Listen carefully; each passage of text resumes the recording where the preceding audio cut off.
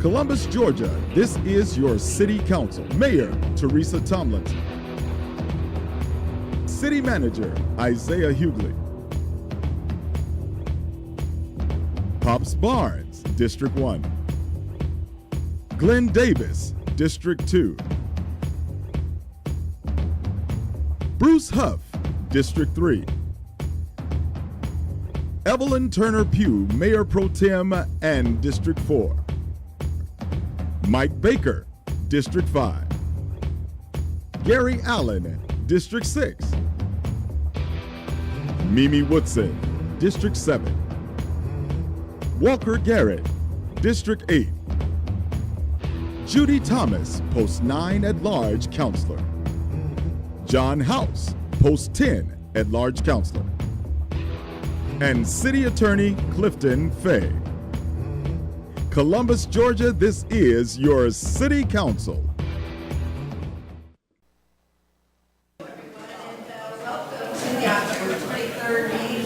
The City Council, we're so glad to have you with us. We have a great agenda, a very full agenda today. We've had some very special requests to move a few things around. We're going to try to accommodate you all. Of course, everybody has important things. Everybody needs to get home for dinner. But we try to accommodate those sort of once in a lifetime or very, very important family commitments. So we'll do the best we can, and I hope the rest of you all will be patient with us as we try to move forward as quickly as possible. But obviously you can see we need a lot of prayer, Pastor. And so we want to call you up first. We have with us today Pastor Mark Swift of Calvary Baptist Church. He's here to provide the invocation. And I also understand that you serve as chaplain for our emergency crews that are called out in difficult times for national disasters, natural disasters, of course. So come forward, and if you would provide the invocation, then maybe you can tell us a little bit about that. All right. Well, thank you so much for having me, Mayor, Council. It's an honor to be with you here tonight, and I got the call to come and share the invocation, so gladly accepted and very honored to be here with you. As Mayor said, I'm the chaplain for the GSAR, Georgia Search and Rescue Team here out of Columbus, and I also just saw they're going to try to get 30 Chargers. So I want to go ahead and say a prayer for that tonight, if that's okay. Chief's here, but so thankful to be with you all. And actually it says Calvary Baptist on there. I love Calvary Baptist, but I'm a pastor of Calvary Chapel here in Columbus. That's all right. Happens all the time. But if you don't mind, I just want to read a quick verse here. It says in Romans chapter 13, verse 1, "Let every soul be subject to the higher powers, for there is no power but of God. The powers that be are ordained of God." And so you guys are the powers that be here in Columbus, and I see that, and we recognize that as the church representative, the body of Christ. We recognize you all as leaders here, appointed by the people, we the people, and we're honored to have you all. So as I pray, I'll be praying over you all and over our city and the agenda tonight. So if you don't mind, we'll bow our heads in prayer. Father in heaven, we thank you so much for this evening to gather together as the people of Columbus, Georgia, to come before you tonight, God, and ask that you would bless the mayor, bless the council, the city council, those who are here tonight and those who could not make it tonight. We ask that you be with each and every representative of Columbus, Georgia, Lord, every different governing role that you've placed for us here, God. We ask that you would have your hand upon them, bless them and encourage them, strengthen them, protect them, bless their families, their extended families, and their work here in Columbus, Georgia. God, we're so thankful for this opportunity to be here tonight. And so we lift up the agenda. We pray that your will would be done here, that the right moves would happen, the right decisions would be made, and Father, that your moves would happen here in our city for your glory and for the betterment of our city. And we do pray, Lord, for those 30 Chargers for the police department, that you would bless them with that and every other need that's on the agenda. I know there's plenty of hearts that are being met tonight, needs that are going to be spoken of and brought forward. We pray that you meet every need, and that we as a city would recognize your hand upon us and your deciding factors would come into play, and that we would heed your direction, God, and accept your answers. So bless this council tonight. bless this meeting and bless our city. In the precious name of Jesus, we pray. Amen. Amen. Thank you all very much. Thank you, Pastor Swift, so much, and thank you for all you do to serve this community. We also have with us Davis Elementary School. They are here to help lead us in the Pledge of Allegiance, so we want to call you forward. If you would, please come to the clerk's desk here. We have a microphone, and as they assemble, if you would, please stand and prepare for them to lead us in the Pledge of Allegiance. Pledge allegiance to the flag of the United States of America and to the republic for which it stands, one nation, under God, indivisible, with liberty and justice for all. All right, great job, everybody. Well, we want you all to take a minute and introduce yourselves, if you could. Just tell us your name and how old you are. I am Leah Collins. I am 10 years old. Speak up just a little bit. I am Leah Collins, and I am a 5th grade scholar here at J.D. Davis, and I'm 10 years old. Okay. I am Camille Price. I am Speak a up. J.D. Davis scholar, and I am 11 years old. My name is Brian Young. I am a J.D. Davis scholar, and I'm 11 years old. My name is Jamie Dawson. I am a J.D. Davis scholar, and I am 10 years old. My name is Brianna Looney. I'm 10 years old, and I'm a J.D. Davis scholar. Wonderful. Well, thank you all. You've done such a great job. And I see you've got somebody here with you. Do you want to just say your name? Well, thank you. And we really appreciate you being here. We appreciate you being J.D. Davis scholars. And look forward to someday some of you sitting up here. How about that? Will you come back and help us out with the Pledge of Allegiance sometime soon? Great. Thank you, guys. Let's give them another round of applause. I also want to recognize we have Boy Scout Troop 555 here. They're here for their civic badge. If you all want to stand up, please, and let us recognize you. Let's give them a round of applause. They went down and checked out the voting booths. Don't forget, we have early voting going on all this week, Monday through Friday, and then, of course, Saturday and Sunday this weekend from 9 a.m. To 4 p.m. So that's Monday through Friday, 7 a.m. to 7 p.m., and then Saturday and Sunday, 9 a.m. to 4 p.m. So there's no excuse not to vote, not to let your voice be heard. So please turn out and get those votes in early. And then, of course, you'll have voting on November 6th at your regular home precinct. So again, no excuse for that. We have several presentations we're going to bring up to the mayor's agenda, again, to try and accommodate some particular things. But we had one particular request from a dad who's been asked to be at his child's play in just a few moments. And so what we're going to do is turn it over to the city manager, because we believe this will not take very long. If we start getting into the weeds, I will suspend it, and he has agreed already that he will come back. So not to put any pressure on our counselors that may have a lot of questions. We don't want to cut you all off, but in case you don't have questions, we want to get him to that play. So I'm going to turn it over to the city attorney at this time.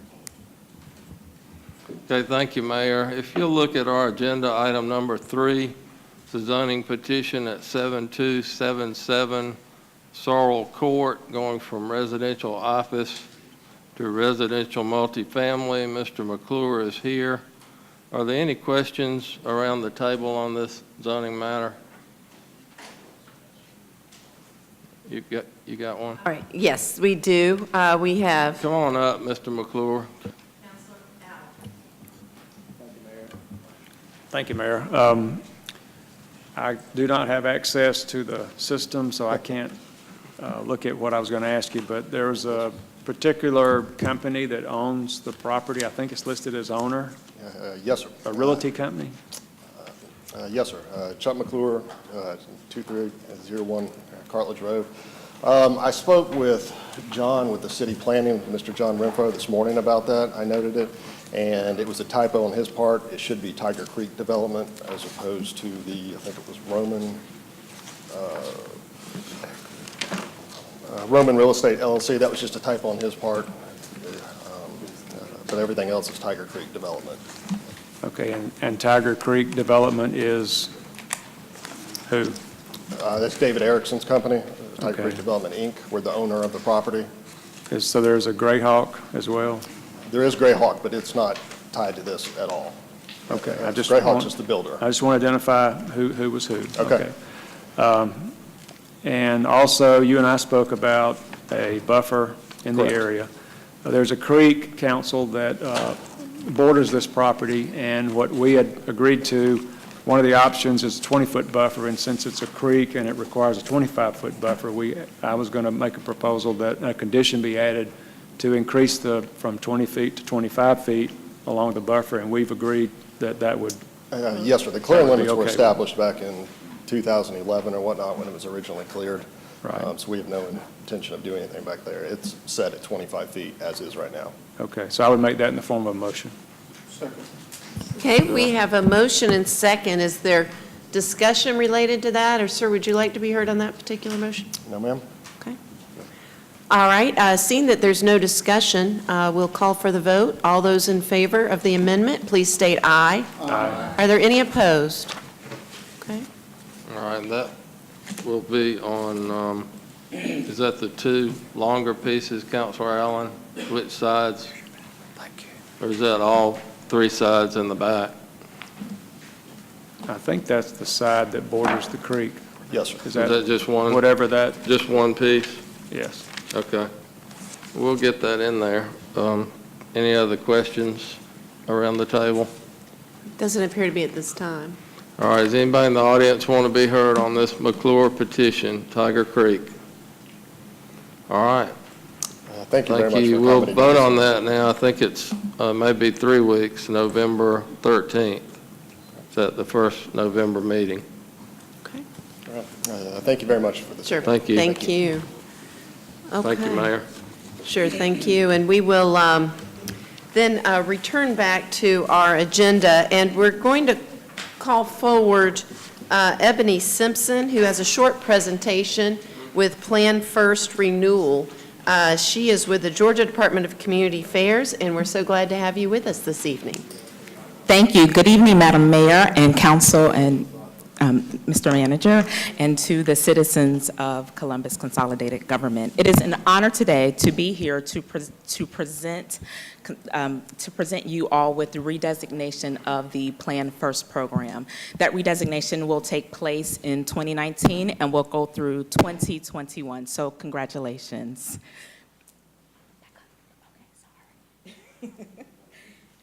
So the purpose of the Plan First program, just to educate everyone here today, the purpose of the Plan First program is to recognize and reward communities who consistently and successfully implement their comprehensive plan.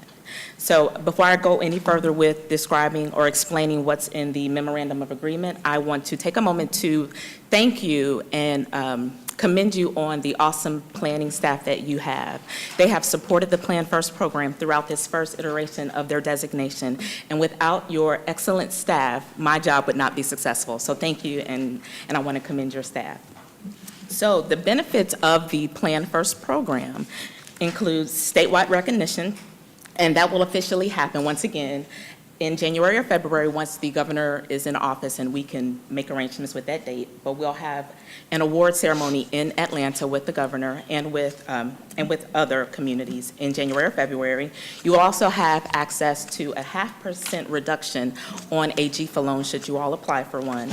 And for non-entitlement local governments, they are eligible to apply for community development block grants on an annual basis. You all would also get, if you apply for the following DCA programs: the Employment Incentive Program, the Redevelopment Fund, and the Downtown Development Revolving Loan Fund. You would get bonus points or bonus point reductions on those applications. And then finally, you would get free attendance at any community planning institute that DCA has. And we have that twice a year. And a shameless plug, we have a community planning institute coming up on November 15th and 16th in Athens, Georgia.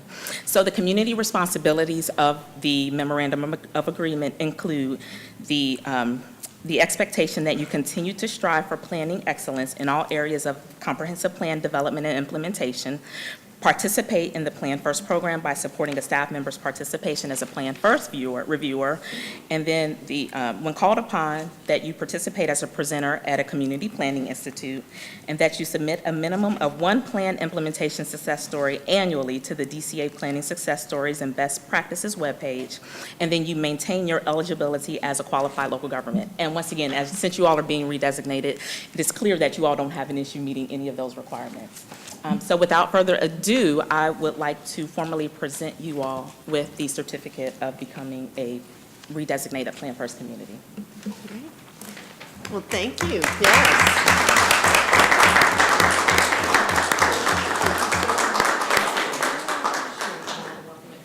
Yes, thank you. Well, we are so proud of our staff. In fact, we just were looking at our comprehensive plan at our last meeting, and several of the counselors spoke about how hard our staff works to be that cut above and do things very professionally. So we thank you for that recognition, coming down, taking a moment to recognize what we think is an outstanding staff. And we have a few folks that would like to say hello. We've got Counselor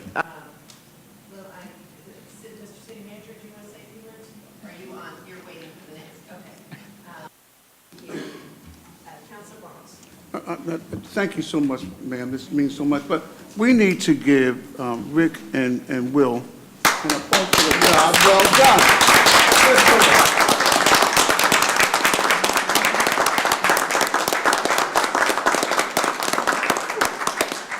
There he is. I'm giving you applause. Well, thank you. We appreciate you coming to take time out of your evening as well. So Thank you so much. Thank Have you a so good much evening. for the support you provide. Thank you. Rick, would you like to say a few words, or? Oh, you're good. Okay. Thank you. Thank you, thank you. All right, we will now turn it over to the city manager, and we'll pick up with a few special presentations we have this evening. Thank you, Madam Mayor. I've got a presentation for you that I'm actually going to call on the finance director to do, but before I ask her to come up to talk about funding options for the government center, I am going to call up Deputy City Manager Lisa Goodwin to do an overview on a request that came to this council from Sports Council a few months back. There's an important date and opportunity that's before us, before them, in July of 2019, and some things need to be done at the softball complex. And they came to this council, they shared with you those things, and then they met with me to ask for a specified amount of money, and they were going to go out and fundraise for the difference. And so because we're going to be talking about funding options, I want to share with you the overview and what they asked for, the Sports Council. And then when our finance director comes up, she'll be talking about funding options for not just the government center, but an option for doing what the Sports Council has asked of this government in order to make those necessary repairs at South Commons for that July 2019 event. And so with that, I've got Deputy City Manager Lisa Goodwin with just a few slides of an overview and what the ask is that's coming from the Sports Council. Thank you. Good evening, Mayor and members of Council. Today, as mentioned, I'm just going to give you and provide to you a chronology of this economic impact opportunity that was brought to us by the Sports Council, and just to share with you snippets of what they came to you in July and asked for, as well as the requests, the financial requests that they were asking of the city. Back in March of this year, Mary Sherman, the Executive Director of Sports Council, and members of her board met with the city manager and staff just to share with us, of course, of this opportunity opportunity in terms of this International Cup that I'll mention to you a little bit more about as we go on into the presentation.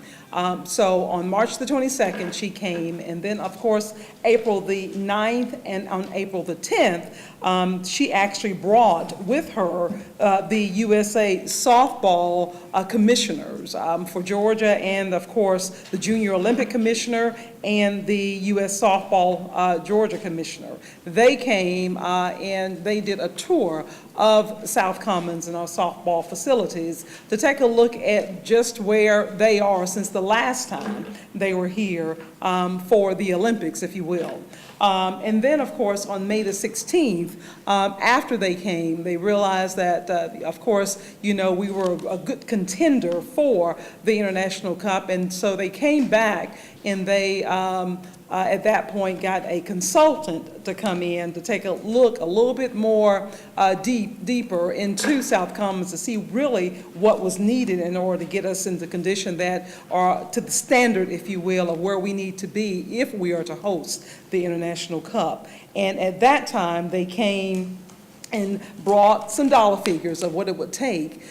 She then met with the city manager again on August the 6th, and that's when they talked about the funding opportunities. But of course, that was after she came to council July the 31st and shared with you just what they were looking at. And so everyone received that presentation at that time. And so I'm just going to give you a few snippets of what she came to you and asked for.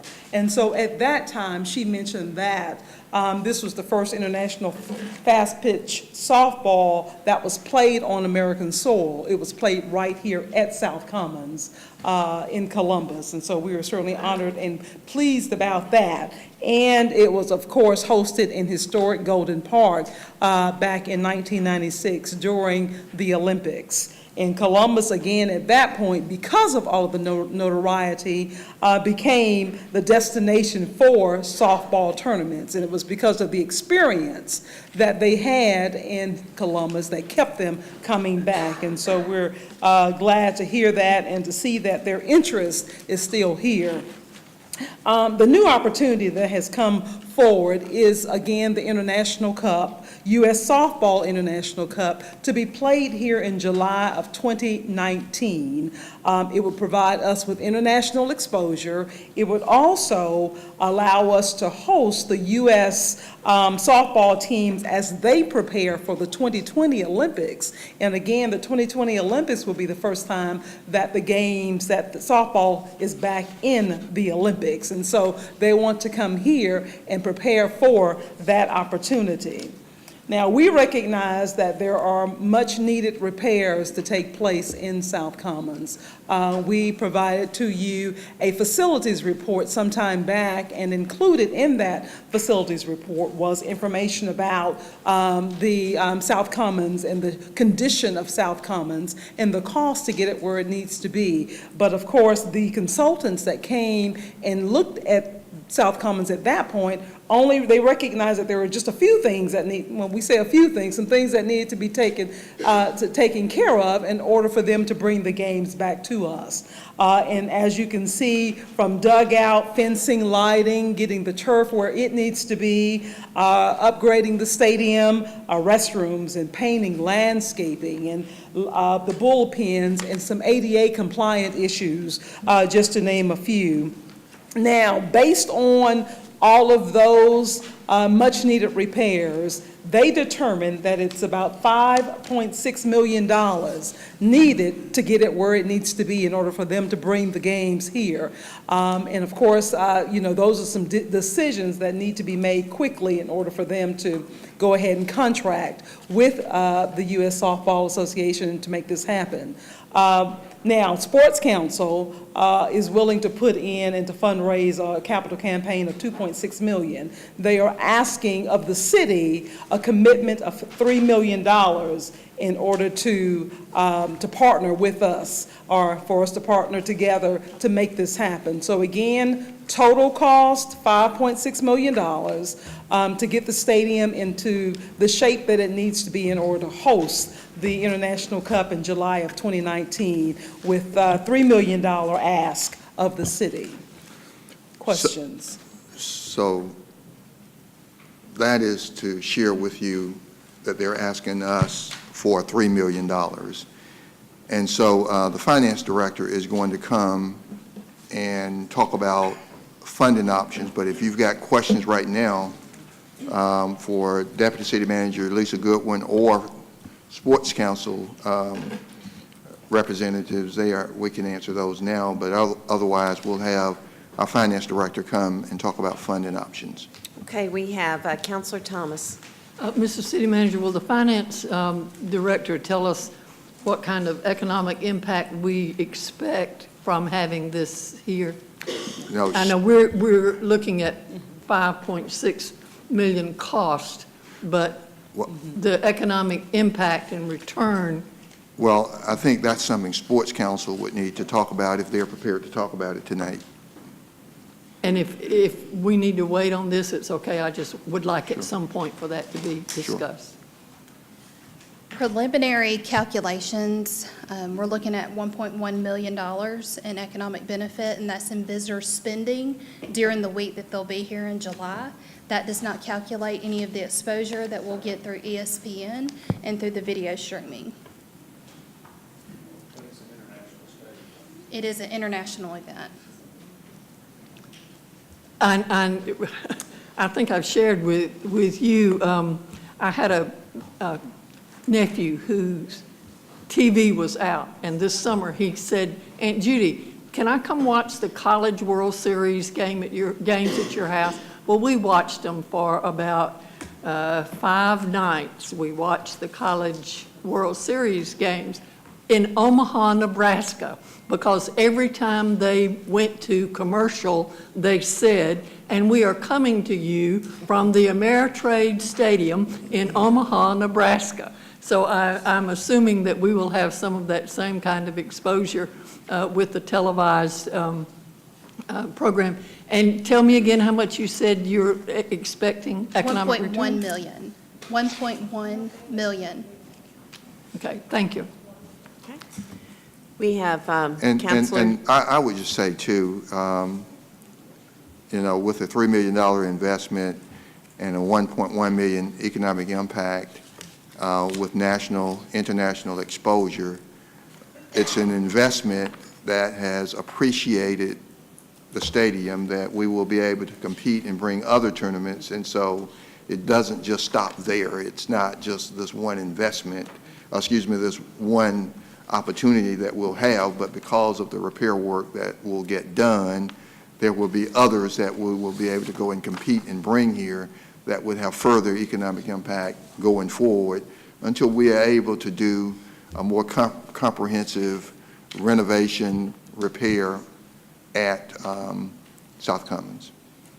And So traditionally, traditionally the number for South Commons alone, just for softball, is around 4.7 million that complex produces each year in estimated impact. Sure. Any other questions Yes, about? we do have other questions. We have Councilor Davis. Thank you, Mayor. Mr. City Manager, I would like you to talk about the terms. I think the financing can be arranged, and just for the sake of the viewing audience and the public, I think some of us have already had a chance to work through this, so it's kind of discussing it here tonight. There's some other, as far as economic impact, there's some other numbers that need to be expressed here tonight. And first is annually, the softball complex itself is the number one revenue generator for our community, the number one. And that equates to, on an annual basis, of what, correct me if I'm wrong, close to $8 million a year? By far? In the presentation that we did July 31st, the economic impact just for the softball complex was 4.6, a little over, near 4.6 annually. Annually. But over since the Olympics, why don't you tell us that number? $147 million. And, this is really important because I don't, for people that are not kind of being able to analyze this a little bit, you look at the venue that we lost this year. We lost a soccer venue. That cost the city $2.3 million. $2.3 million that cost the city. We didn't have a chance to make that up. But softball has kind of filled in the gap, it's my understanding, and it has made that up this year. But, you know, one of the things that we have here at stake is our reputation. We've got a solid reputation. We've got a venue that produces. We've got a very competitive venue out in the market. We've got national exposure, and everybody wants a piece of that. In the state of Georgia, people are building new complexes. They're trying to get that, and to have this event to come to Columbus like this means that they still believe in us.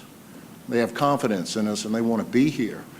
You know, what I worry about when I see this, if they do come to Columbus and they see what we have now, it's not going to be good, and you lose your reputation. And when that gets out there nationally and starts circulating about, man, you know, Columbus was, the facilities there was a wreck.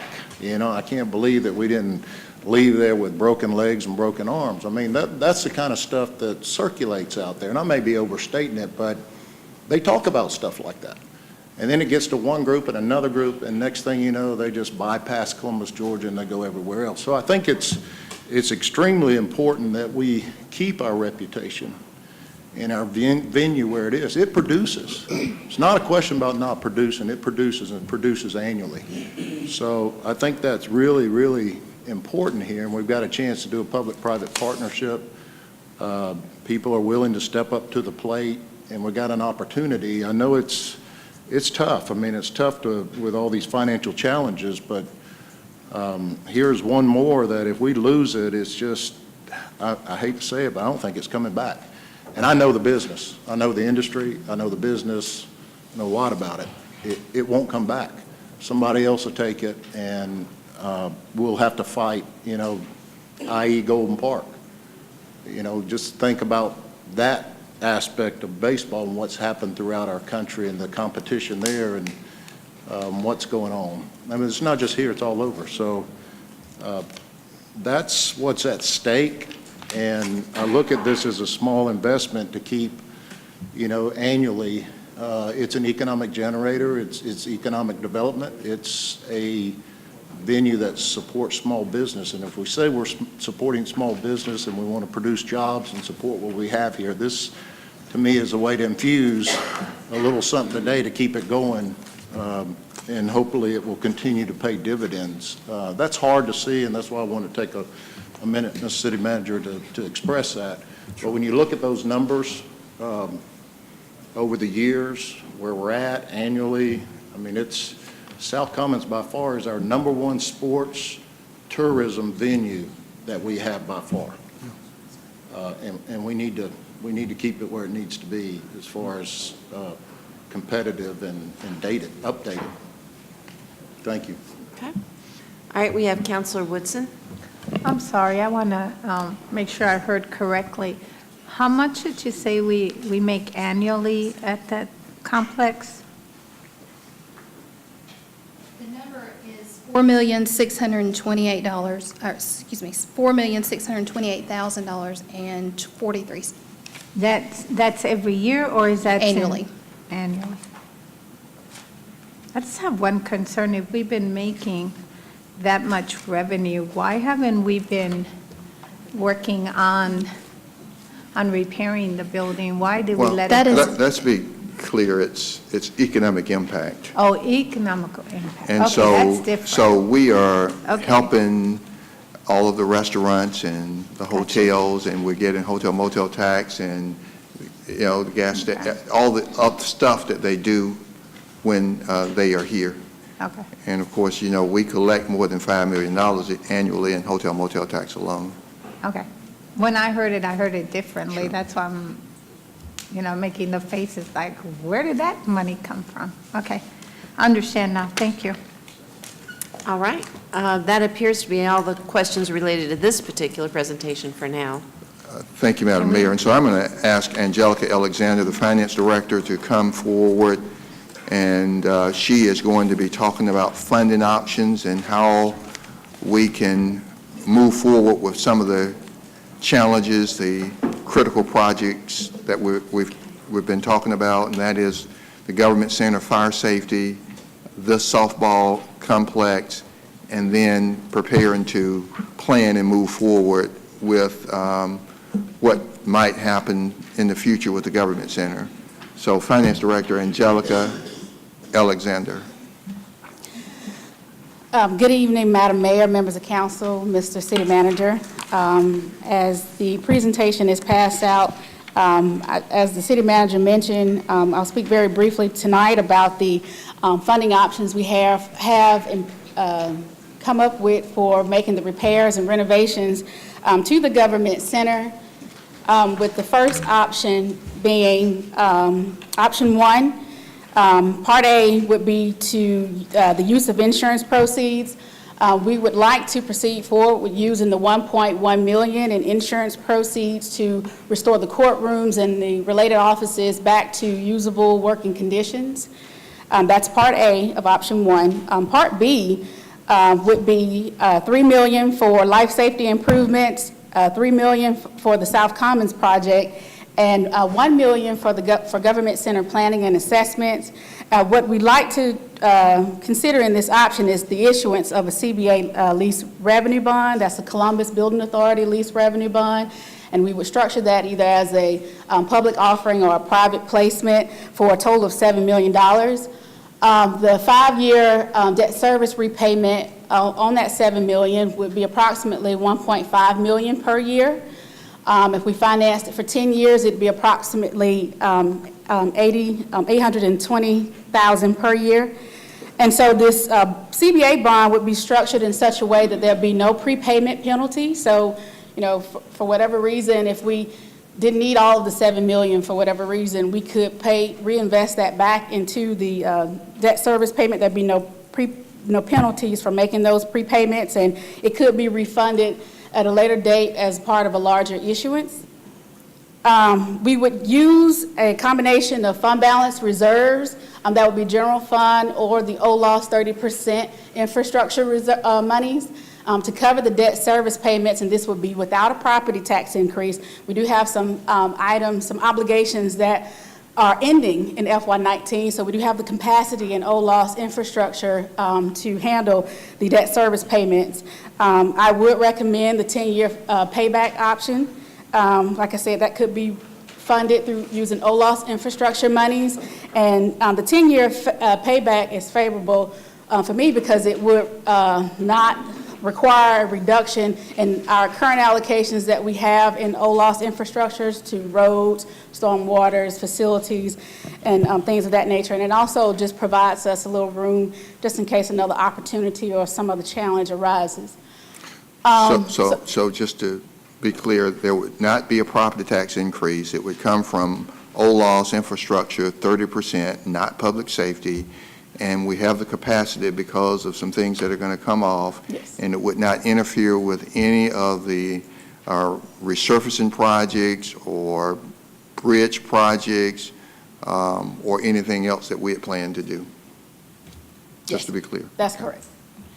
So the cost of issuance would be about 2 to 3%. That would be about $140,000 to $210,000 plus about $500,000 to $38,000 to $1.1 million in interest costs, and that just depends on the financing terms, whether it's 5 years or 10 years. Also included in this bond option is are funds for planning and need assessment studies related to a new judicial and government center. Right now, we're estimating that to be about $1 million. So we're incorporating that into this bond issuance. And at some point in the future, as far as the life safety improvements that we'd like to go ahead with, we would come back to council with a resolution for Aaron and Clements for their assistance in helping us with the life safety improvements for a resolution not to exceed $26,500. And like I said, that'll be brought back at a future meeting. Well, and let me just say that future meeting would be the next business meeting because we would be moving fire safety forward as we repair, use the insurance proceeds to repair the 9th, 10th, 11th, and other floors that were damaged as a part of the flood. So. That is correct. We would like to move forward with some of those life safety improvements, such as the fire stops. It would be beneficial to go ahead and put that into place while the courtroom reconstruction project is ongoing.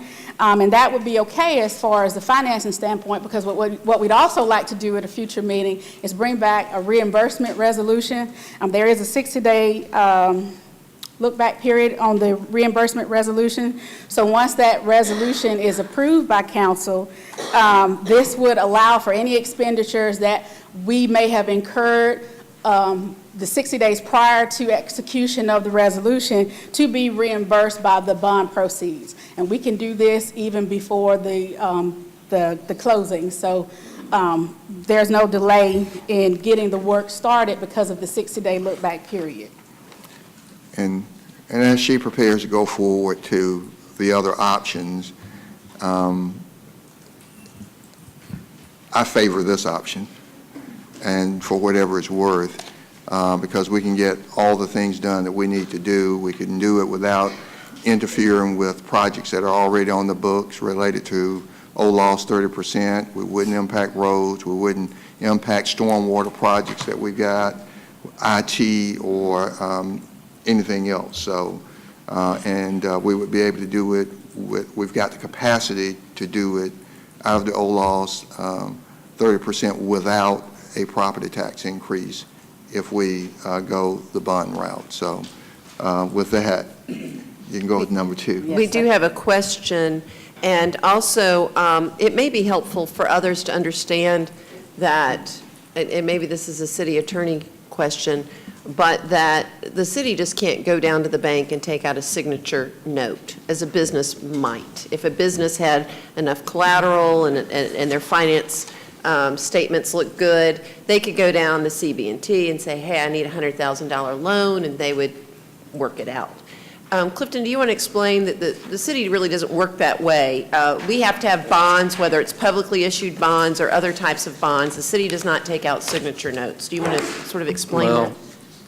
The general rule is if you're looking at a long-term project that's going to go more than a year, you just don't run to the bank and sign a note. You want something like an authority bond or building authority has this capacity, and that's the way you finance these projects. But this is the perfect utilization of the building authority, this type project, South Commons, renovation of a government center, or building a new courthouse. That's exactly what this was designed for. But yeah, the only very, very short-term projects would you ever go to the bank and try to get some kind of a note, and that's usually a private party doing that.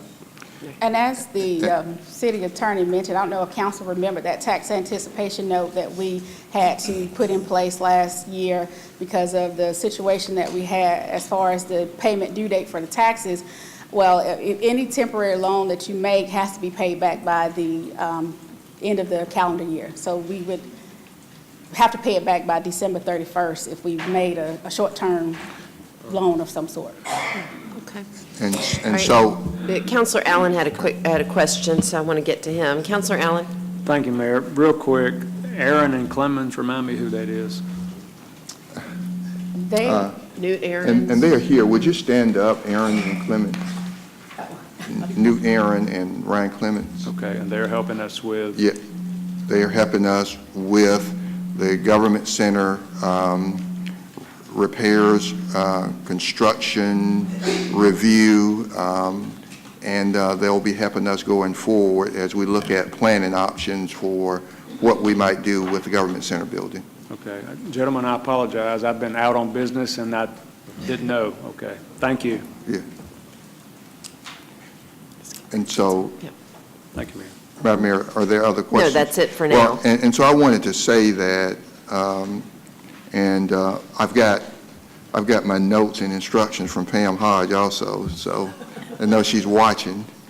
But she says we do not have to wait for the bonds to be closed to get started. if needed, as long as a reimbursement resolution is in place. Is that right? Yes, sir. Okay. So I'm sorry, say that again. she says we do not have to wait for the bonds to be closed to get started if needed, as long as the reimbursement resolution is in place. And we would bring back, if you selected this option, we would bring back the reimbursement resolution at the November 13th meeting. So that's just all for that one option. And so the other options. Yes, sir. So option 2, Part A again is the use of insurance proceeds, using the $1.1 million in insurance proceeds to restore the courtrooms and offices back to usable working conditions. Part B is only the $3 million for the life safety improvements. We would issue a CBA lease revenue bond either by public offering or private placement for $3 million. The debt service, the 5-year debt service repayment is approximately $650,000. 10-year debt service repayment is approximately $350,000 per year. Again, we would use a combination of fund balance reserves, be it general fund or OLOS 30% infrastructure to cover the debt service payment. This is again without a property tax increase. Cost of issuance 2 to 3%. That amounts to about $60,000 to $90,000 plus $230,000 to $500,000 in additional interest costs. As far as the life safety improvements, again, coming back with a resolution for Aaron and Clements, not to exceed $26,500, and that'll be back at the next meeting. Part C of option 2 is we can do this one or two ways. Again, these are the funds needed for the planning and need assessment studies for a new judicial and government center. So we could either propose that to be included as part of the FY20 budget, or it could be done as part of the bond financing. If we choose to make it a part of the $3 million, so effectively increasing that to $4 million that we finance, that'd be an additional debt service payment of $117,000 to $217,000, just depending on the financing terms, whether it's a 5-year note or a 5-year deal or a 10-year deal. And so option 2 would be without sports council's request and without doing anything at the softball complex at South Commons. Okay. We do have a question. Councilor Davis. Ms. City Manager, I know we had a meeting on this, but I don't think at that time that we discussed future needs, and I'm a little trying to sort through this a little bit. Just it says funds for planning and needs assessment studies. What are we talking about here, and why would we need that kind of money in the next 6 months before the budget cycle? Okay, I'm going to ask Newt Aaron to respond to that question. He has been working with us, and I'm Newt Aaron and Clements. We are residents of Columbus down in the Historic District. Councilor Davis, as we discussed at our last meeting, we feel strongly that the only way you can make the right decision on which option for the government center is to confirm the programming.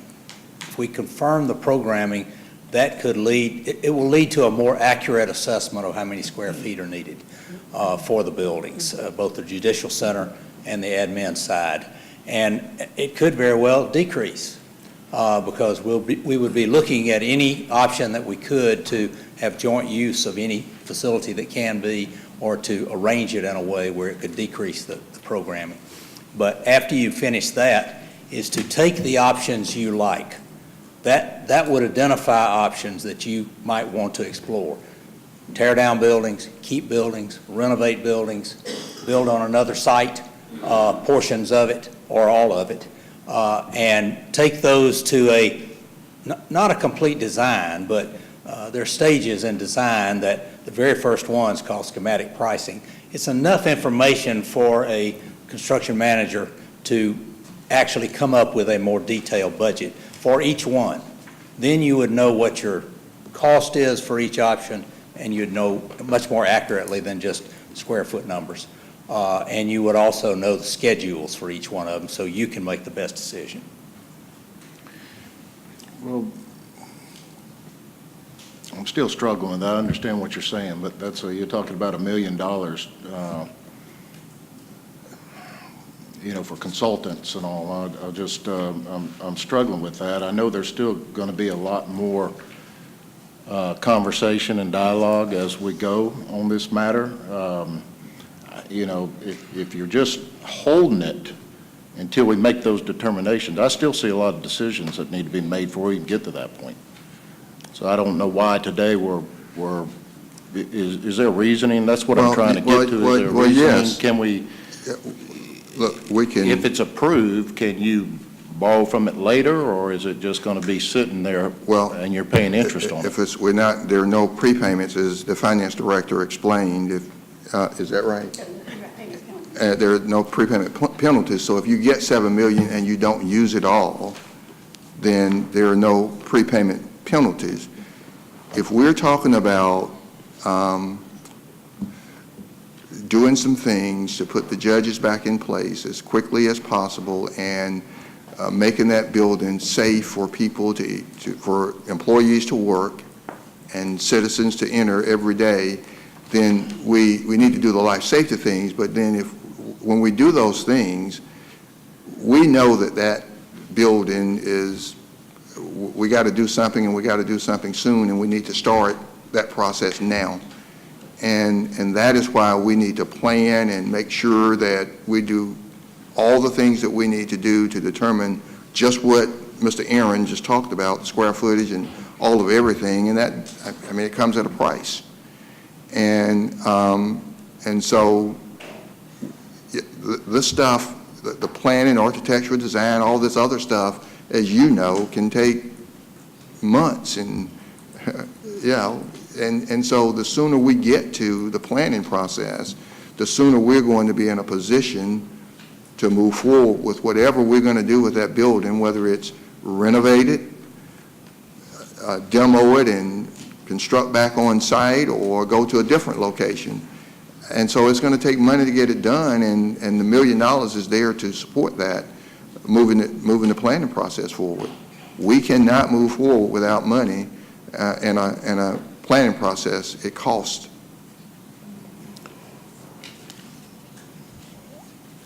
And so what the finance director has presented, we can go ahead and get the money when we do the CBA if you're going to do this other stuff, or we can wait until the next start of the next fiscal year and try and figure it out in the budget process.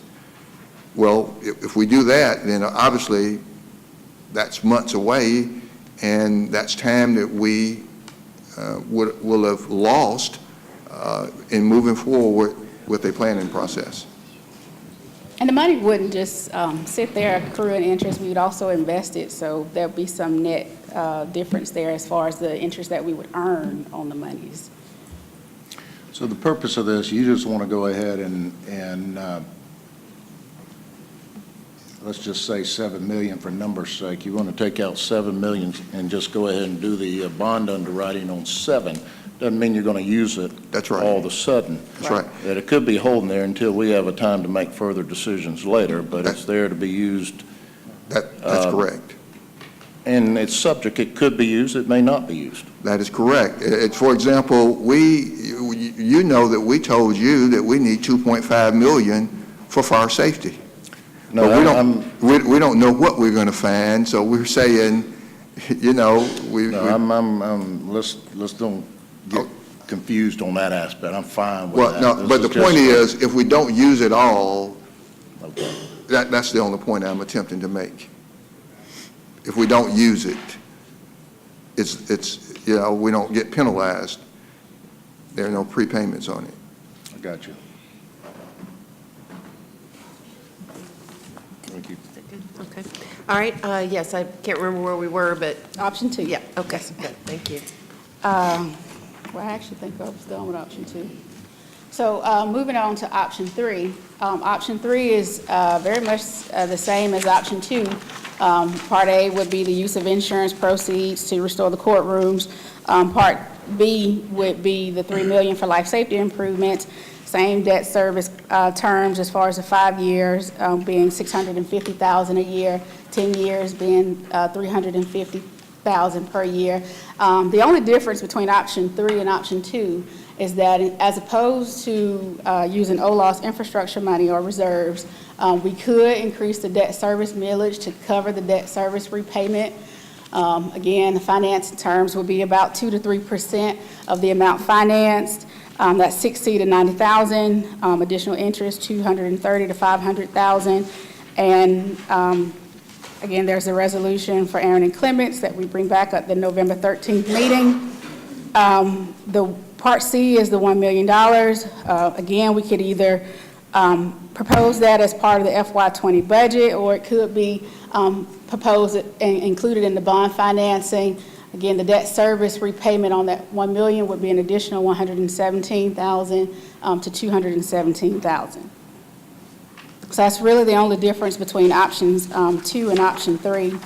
That would equate to a debt service millage increase of about 0.13 mils if we took the 5-year financing route, and about 0.06 mils if we financed it for 10 years.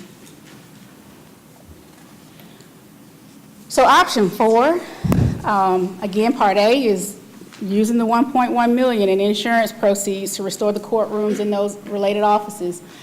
Part B, the $3 million that we need for the life safety improvements, we would utilize OLOS reserves to make this happen. We would take $800,000 from reserves for the fire to immediately install the fire stops, because it's beneficial to make that part of the court reconstruction project. And then for the additional $2.2 million needed to pressurize the stairwells, upgrade the fire alarm system, and install the lock replacements, that will be achieved by reducing funds and delaying existing projects that we have using the OLOS 30% infrastructure monies. And that's $100,000 from facilities, $650,000 from stormwater, and $1.45 million from roads.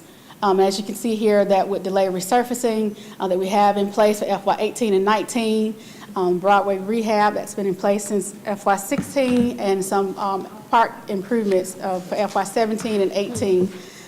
So just, keep in mind that utilizing these funds will reduce the amount of pipe we're able to rehab, the number of miles of roads that we're able to resurface, and the number of facilities that we are able to maintain. So again, bringing back that resolution on November 13th for Aaron and Clements at $26,500. And as far as the, since there's no financing, we would just propose the $1 million that we need in the future as part of the FY 2020 budget. So now other considerations. Excuse me, we've got Counselor Thomas. I let her finish, Mayor, and then come back. All right, go ahead. So other considerations would be to lease or purchase commercial office space and convert that to courtrooms and administrative offices of the courts. We do not have an estimated cost at this time, because that would be determined based on the amount of space that we need and the configurations that's needed to convert that space to courtrooms and its related offices. Any questions? All right, and we have Counselor Thomas. Mayor, are we ready for a motion? I'm ready to make one. Well, we can have a motion, and then we can have discussion if anybody has further questions, obviously. I move that we adopt option 1. Second. Okay, there's a second. And now we can have further discussion and questions. I know it's a lot of information. It's pretty thick. Some of you all kind of do this in your business, and others of you all may not, so certainly feel free. All right, it doesn't seem to be any further discussion. Okay, I'm sorry, here we go. It's just popping up for some reason. We've got Counselor Baker. Well, I mean, were these going to be options that the city manager would come back at the next meeting, or would they go forward tonight? Well, we have to bring back the resolution at the next meeting. Well, let me just say Yeah, go this, ahead. Madam Mayor. If they vote tonight, we are prepared to move forward with the insurance proceeds. It's on my agenda as item F. And we would move forward with item F on my agenda to proceed with the insurance proceeds. And then at the November 13th, we will bring back a resolution, and we would move the process forward from there. There's if you say yes tonight, there's a CBA meeting already scheduled for November 8th.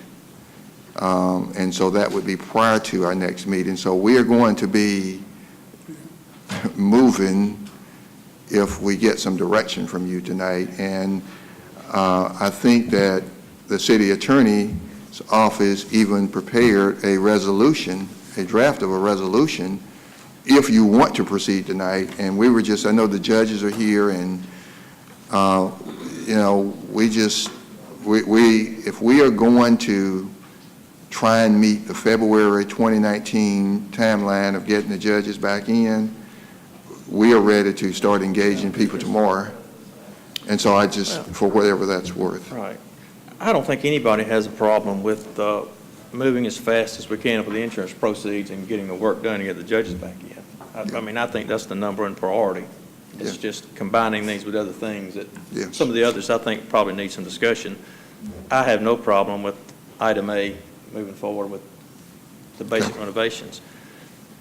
A couple of questions I have, because I get nervous every time I see it, the use of fund balance reserves, because we don't have any.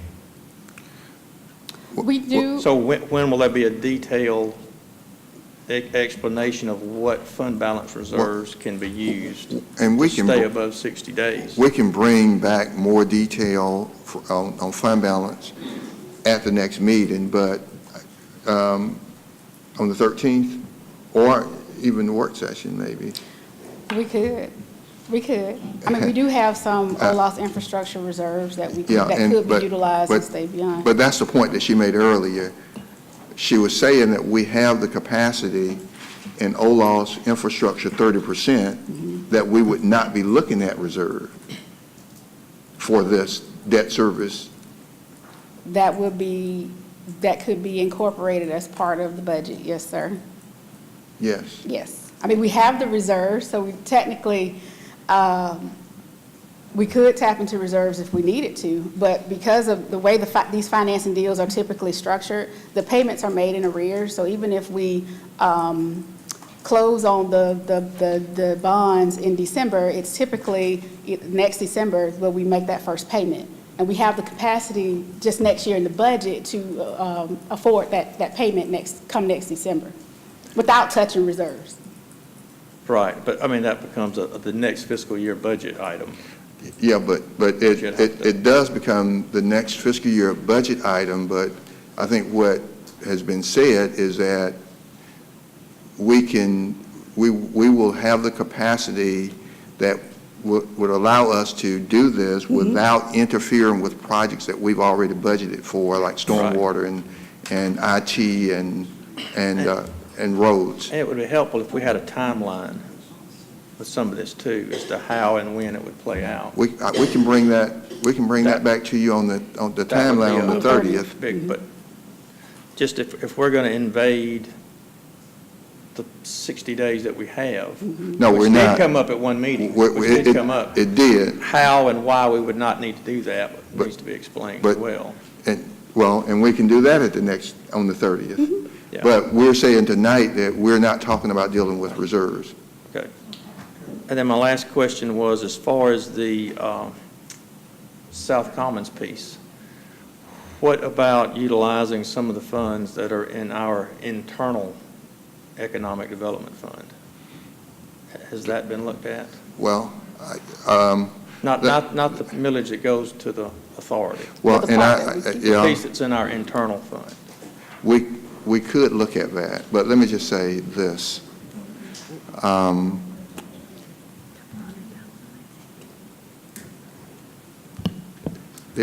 I think we can look at that, but we need to, I think we need to preserve the economic development money for potential projects that might be coming. Okay. They're already set to, I believe they're already set to be briefed. Yes. Maybe next week or the next. They were Yeah. waiting on some information, but some imminent things are possible. So I just, Okay. it's just, I think we need to, That's close enough. I get you. I get you. Thank you.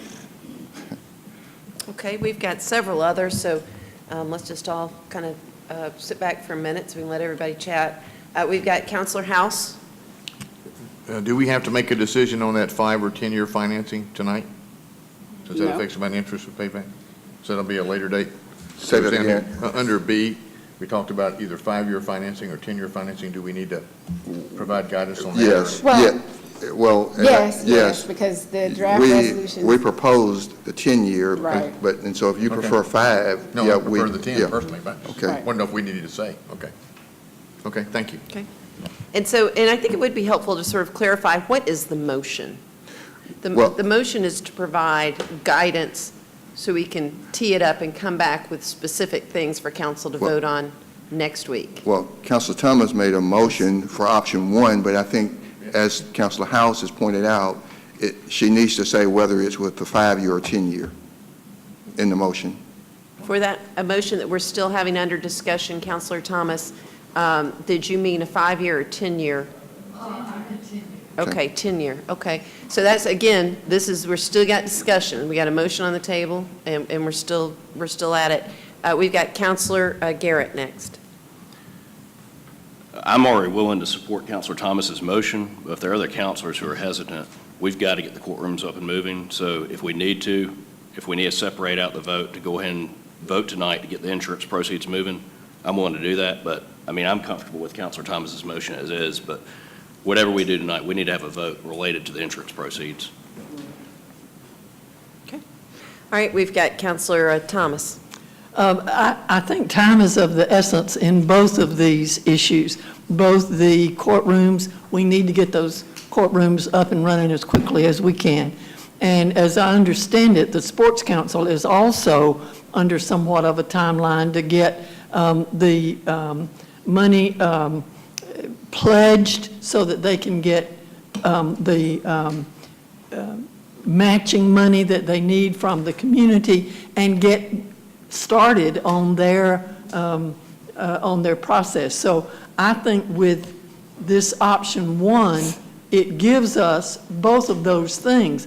That does not mean that tomorrow we're going to give the Sports Council $3 million. It means that we're going to do what needs to be done in a financially expedient but prolific way to make sure that all of these points on option 1 are hit. So time is of an essence, and I would like to ask that as much of this that can be brought back to us next week at the work session, and if we need to turn that into a regular session in order to make some of these decisions, I'm ready for us to do that. But we need to get on with it and get these things moving in the right direction. Okay, and so we've got a motion on the table, and the motion, hold on just a second so I can get this, and what was it that you just proposed, Counselor Thomas, that we go ahead and, one more time? Option 1 in 10 years. Okay, well, that was already on the table, so there's no need to second that. Okay. I didn't know if it was a substitute or something, because you got another second called here, and I wasn't sure. Okay, what's that? Okay, yeah, we've got, and again, I'm just going, whenever you all don't get called on, it's only because somebody else buzzed in before you did, so don't think that I'm picking and choosing the order here. Counselor Davis. No, I'm okay with option 1. I will yield if some of my other colleagues want to take some time. I think they've said that they're going to bring the resolution back. That's dealing with the 7, but I am prepared tonight. If I need to make a motion to move forward with the insurance proceeds tonight, we need to do that tonight. We need to make that decision tonight and let whoever's involved get started immediately. We don't need to wait another week. No.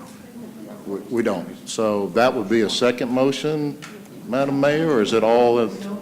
No, I think, I really, again, it's y'all's pleasure, but the way I understand the motion is that this is simply to instruct us to move forward with the insurance monies, which we can do and need no further action of council.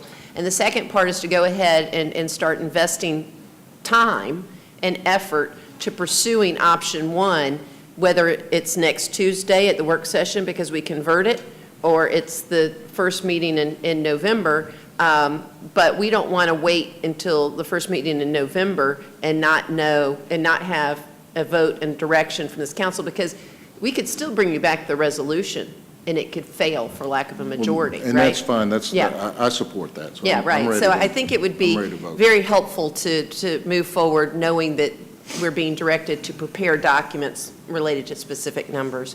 Well, again, I just wanted to highlight, we need to move forward in getting those courts up and running. Okay, so we've got the city manager and then Counselor Thomas.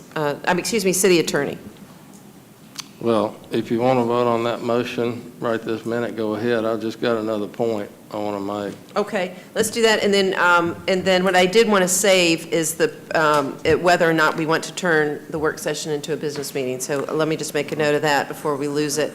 All right, so it looks like, did you want to speak to the motion? Okay, Counselor Thomas. I just want to remind the council that on the city manager's agenda tonight is an item to spend the money, the insurance money, on the courtrooms. So that's something that we will vote on tonight anyway.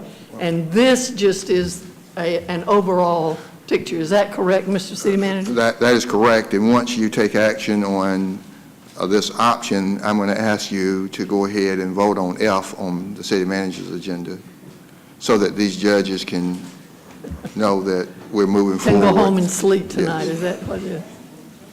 Go home and read Okay, briefs. thank you. Okay.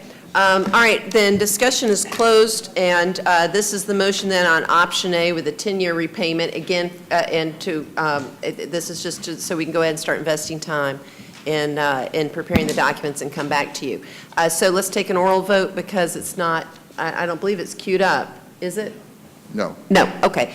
All those in favor, please state aye. Aye. All right, any opposed? Okay, now we also had a proposal, before we go on to item F, that we convert the work session to a full meeting. Well, Is that necessary, warranted, recommended? I don't see a need for that. Well, can I please Yes. make a point? Yes. I think you should, if you want to call it a business meeting, technically it is a consent agenda next week where you can adopt business items. And I strongly recommend that the bond resolution that we've all been talking about be voted on at least by next week, because it requests that the Columbus Building Authority take specific action with respect to this $7 million. And they meet on the 8th. So, Okay. I mean, it's ready where you could actually vote on it tonight, but if you want to be formal and list it next week, that's fine. And considering that, I concur. Okay.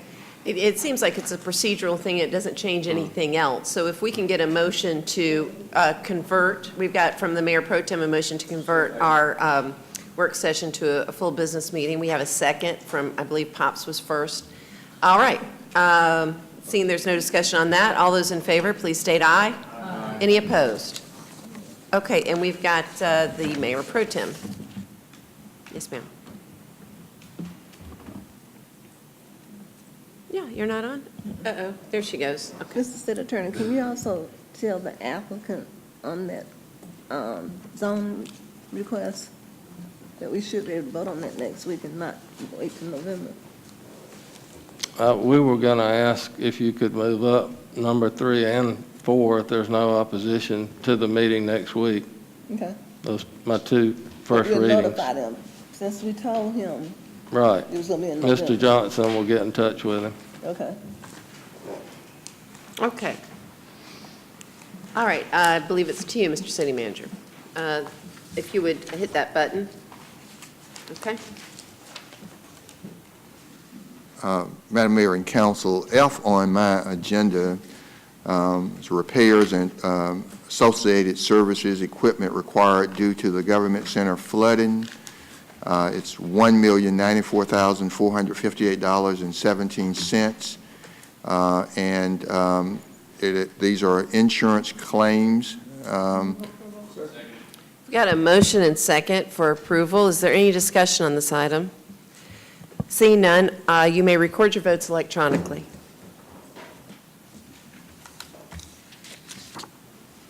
And it does pass. Thank you, Madam Mayor. That's all I have at this time. Okay, great. All right, so now we return to our agenda, and we appreciate your patience. We have the approval of minutes for September 25th executive session and the October 9th city council meeting. I don't know if anyone has any changes or edits. We've got a motion and a second for approval. All those in favor, please state aye. All right, great. That concludes the mayor's agenda, and now we'll turn it over to the city attorney for the rest of his agenda. Mr. Fay. Okay, thank you, Mayor. Just a couple more items. Item 1, we need a vote on a rezoning at 1600 Blanchard Boulevard. We've got a motion and second to approve item 1. All those in favor, please. Oh, excuse me. No, let's go to electronic voting. It's queued up, and you can record your votes electronically. We got one more. There we go. That passes. Okay, the second item is the stiffer penalties and jail time on the fourth offense for violation of unauthorized accumulation of solid waste, junk, and stockpile materials. It's ready for a vote. Got a motion and second. Is there any discussion related to this item? All right, seeing none, you may record your votes electronically. All right, and it does pass. Number 3, the McClure petition, we'll bring it next week on the consent agenda. Number 4, this is Mr. Mize, applicant at 9942, 9932 Veterans Parkway and the intersection of Gray Rock Road, going from GC and residential estate to general retail GC. Any questions around the table? Mr. Mize is here. All right, none? Anybody in the audience want to be heard? Okay. Can we put this one on the agenda next week? We will. Yeah, we'll put this on next week, consent agenda, 9 a.m. for a vote. Thank y'all. Thank you. Mayor, I've got one more add-on resolution. It's gone around the table. This would be a settlement between the city, the Georgia Department of Transportation, and JMP Family LLLP in the amount of $75,000 and other consideration. We've got a motion and second for approval. Are there any questions related to this item? All right, seeing none, this one we'll have to take orally. All those in favor, please state aye. Are there any opposed? All right, that passes. And all I had left other than that, Mayor, was we've had a request for a short executive session on personnel. Okay. That's it. All right, thank you. And we will move on in now to our public agenda. We have Ms. Susan Gallagher listed. Is Ms. Gallagher here? Okay, all right, thank you. And how about Ms. Donna McKay representing the East Highland Neighborhood Improvement Association? Yes, ma'am.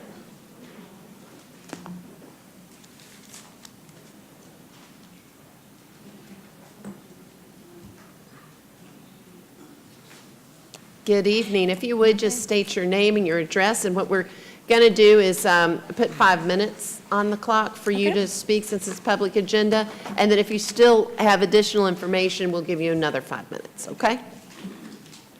My name is Donna McKay, and I am a resident of East Highland Neighborhood, a part of the Neighborhood Improvement and Watch Association, and I'm the secretary.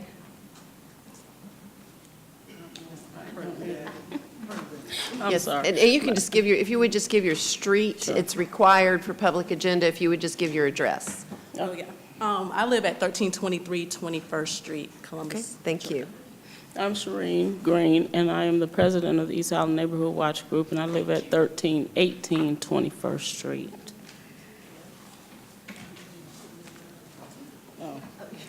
Okay, well, I'm not exactly sure how to get this started, but it's a long story. I believe someone is passing out all of the information that we've collected. In the time that I've lived on 21st Street, I moved there in March of 2015, and when I first moved into the neighborhood, it was relatively quiet.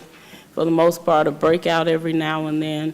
And here lately, for the past year, we have had several issues of crime and violence and threats coming out of one particular home that's owned by SBD Properties at 1315 21st Street. So in the packet of information that you have, that was prepared by the secretary of the watch group, and this is our treasurer, Ms. Lillian Pitts, it outlines OCGA on maintaining a disorderly house and disorderly conduct. And attached to that information, you'll see several different incident reports, police reports. One of them contains a photograph of a bullet that went through one of the neighbors' homes. There's another one, I don't know if you guys have seen it on WTVM television network, WRBL, I'm sorry, report that showed a bullet hole that went into someone's house. And for the last 9 months or so, it's been constant violence and disorderly conduct at the house, as well as threats that have been made to some of the neighbors, and drive-by shootings. Just in the past, I'd say 3 weeks to a month alone, we've had several drive-by shootings that seems like somebody was shooting back and forth at one another at one point. And just a couple of nights ago, we heard a young lady running down the street screaming in a very high-pitched voice, and somebody was chasing her down the street, apparently with a gun, because she was running apparently for her life. Ran around the corner. We've had several incidents with neighbors where they've called in and said that fights have broken out in front of their houses, in front of their homes, and the police report that came back said it was fights involving some of the people at 1315. And one particular police officer told me that there was a hit, and I put air quotes around the word hit, out on somebody in the house across the street from us, but he wouldn't tell me who it was. And my understanding is that there's a particular person that's being sought. They know who it is, and they said he's in hiding, and they can't hide for much longer, but they are looking for him. I wanted to take a moment to thank our counselor, Walker Garrett, who's been kind of on top of it. He's been on top of it. He's been keeping in touch with us and letting us know whatever information we need to know at this point. But I myself have received some threats from, I don't know what to say when you have one of your children stand out on the porch and point their fingers at you like that and go pow, pow, pow, like, you know. And my mother says she's going to beat your behind and all that kind of stuff. Those are the kind of threats that we've been getting. And they're coming from this one particular house. We've already talked to the homeowner, met with the homeowner, and the homeowner doesn't seem to care. So I'm at a loss right now. I would like to cry, but I'm not going to do it now, about what's going on in our neighborhood and what actions and steps are being taken to do something about it. I'm at a loss right now for anything else. It got bad enough one night to when they started the drive-by shootings, I just went in my kitchen and sat on the floor. I wouldn't even call the police because I got tired of calling them. It's been consistent. And when I first moved into that neighborhood, I could sleep on my front porch. I fell asleep on my porch swing one night. And for the last 9 months to a year, I wouldn't do that right now to save my life. So I'm going to let our secretary come up and speak her piece about what's been going on. Well, pretty much what we're just coming to the council for is just to present the issues that have been occurring on our particular street. Also requesting increased police patrol. We don't see the police often on our street. I see them posted other places, but driving along our street to just patrol, that's something that we haven't been able to receive. Also, Mom, did you have anything to say? So yeah, that's pretty much why we wanted to present it here. Did anybody? I'd like to speak. Yes. I don't live on 21st, but I do live in East Highland. I've been over there for about 12 or 13 years. These women, the reason I ended up talking to them, they are retired elderly women, and they're afraid to come out of their house. They don't want to sit on their front porch. They don't want to go out and do their gardens, and they're being threatened with bodily harm. And it really upsets me, because who does that to somebody's grandma? But that's why I'm here, because I'm just enraged by the whole situation and the fact that they're not getting the help that they need. And there's been repeated 911 calls. I don't know if you listed them. They've been listed on the page. But yeah, that's even missing some of the 911 calls, because there have been some since 9/25. But I mean, it's ridiculous to be retired and not be able to move and to be a prisoner in your own home, especially being an elderly woman. And I'm fixing to go help this woman get her darn camera straight, because she's staring at the ground when she turns it on. So anyway, thank you guys. My name is Brenda Steele, and that's all I have to say, really. Thank you. Did any of you all want to, ma'am, did you want to speak and say anything? Okay. Well, good. Well, I wanted to, first of all, thank you all for coming tonight, and your complaints have not gone unheard. We have tonight with us Captain Kennedy, who's the head of Special Operations Unit, who's been assigned to this particular problem. As you know, I receive emails, and when I do, they don't go to the black hole. I send them right on to the chief. I work directly with the chief on this. And so we have Captain Kennedy, and we've also had the crime prevention director out there. He's not law enforcement, but sometimes he can help with organizing your great neighborhood associations you have. So Seth's here. Captain Kennedy, you want to come forward and just speak to what you all are doing, and maybe give us a little bit more context about where we are. And we appreciate you being here tonight. We know we ripped you out of something else, but this is so very important. So thank you. Thank you. I hate to stand with you guys in the back. So my name's Captain Kennedy with the Columbus. Well, do step up to the, unfortunately, see, we can't hear you unless you're at the mic, so. Okay. Yeah. My name's Captain Kennedy with the Columbus Police Department Special Operations Unit, and the Patrol Division is the officers that are going to be responding to the calls for service in East Highland. They respond to the 911 calls. They also regularly patrol that area. My unit, which is made up of uniformed officers as well as undercover officers, for the last several months, because we have been getting complaints in that area, we have officers that are in that area actually on the days that we work every day other than the days we're pulled for other details. And over the last several months, we have served search warrants in homes in that area, not at that particular house, but in the East Highland area, with individuals that have been selling illegal narcotics. We've served commercial gambling search warrants. We have arrested individuals for stealing cars in the area. We've also made numerous traffic arrests, and traffic citations have been written, and illegal narcotics have been seized as a result of those traffic stops. So we are in the area, and we are making arrests, and my unit, well, obviously you would not hopefully recognize the plainclothes officers, but the marked units are in that area on a regular basis. I do sympathize with you for the situations that you guys are going through, and I hear your frustrations, but I know that my unit's been up in that area on a daily basis for the last 2 to 3 months, and as a result of our efforts, arrests have been made. Well, you know, and it's one of those things, Mrs. McKay, and to the other neighbors, that there's no solace until it is done. I mean, you know, until it is over and this situation is ended. Trying is no solace. But I want you to know, and the people who live at this house should know, we're watching you. And we are, of course, bound by the law. We just can't go marching into people's homes, as you know, and nobody would want that. And so we're going to do everything within the law and in the proper process to make sure that neighborhood's returned safety and community that you expect and that you deserve.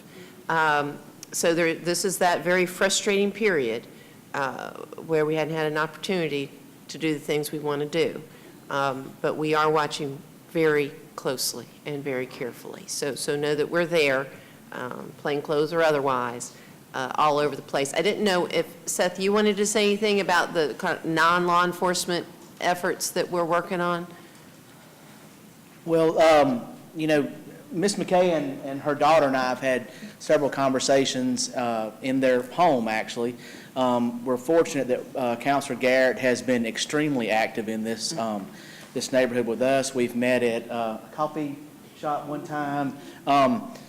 They're doing all the right things that they can do as citizens. They make the calls anytime. They email me. They email Councilor Garrett. I know, Mayor, they've emailed you.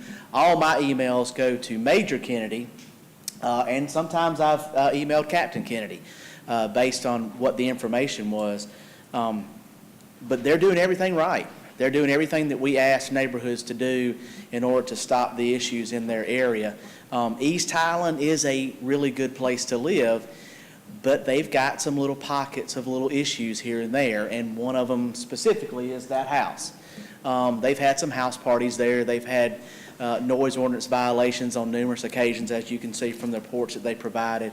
And I think it's just going to take a little bit of time, but they're doing, like I said, everything possible to make this right. They're doing everything that we ask neighborhoods to do to help law enforcement do their job. Great, thank you. All right, and we have a few counselors that would like to speak, ladies, so bear with us a bit. We've got Councilor Garrett. Mr. City Manager and Mr. City Attorney, I mean, we've been working with the Neighborhood Association for a while, and I understand a lot of these problems are related to landlords. And they're renting the properties to folks who are doing bad things, and we're not able to always give them a warrant. But I would like a briefing on what we could do civilly, if we could amend code our ordinances to basically allow us, because this list, this is, they've emailed me, but I had no idea the extent of the 911 calls. And when it gets to this extent, I think we should have some sort of condemnation power or some sort of power that if a landlord is not willing to clean up his property, and he's going to let criminals live there who are going to threaten my constituents, they don't deserve that property. They don't deserve to contaminate our neighborhoods. And if there's something we can do legally on the civil side, I'll support that ordinance. I need to know just what we can do legally, though. If there's multiple violations of the disorderly conduct statute and multiple police reports, and it's coming from not just one source but multiple neighbors, there's got to be something we can do to penalize the landlords, because they're allowing the folks to come in, they're taking the cheapest renter they can, and there's a reason they're getting cheap rent. It's because they're letting people who don't belong in the neighborhood there. And these folks have worked very hard since I first got in office and before then to clean up that neighborhood, and I'll support whatever we can do to, if you've got some sort of recommendation, Mr. City Manager, if you've got a recommendation, I'll support wherever we can do on the ordinance side to help add some teeth to take care of these landlords. We do have, one thing we can do, so I want to take this off the table because it may or may not be applicable, but we have done in the past, certainly in the last 8 years, and I don't know if since you've been on council, last 2 years or so, where we can threaten to take property from from a landowner because they've allowed their house to become a criminal haven. And so you all may remember we've done that.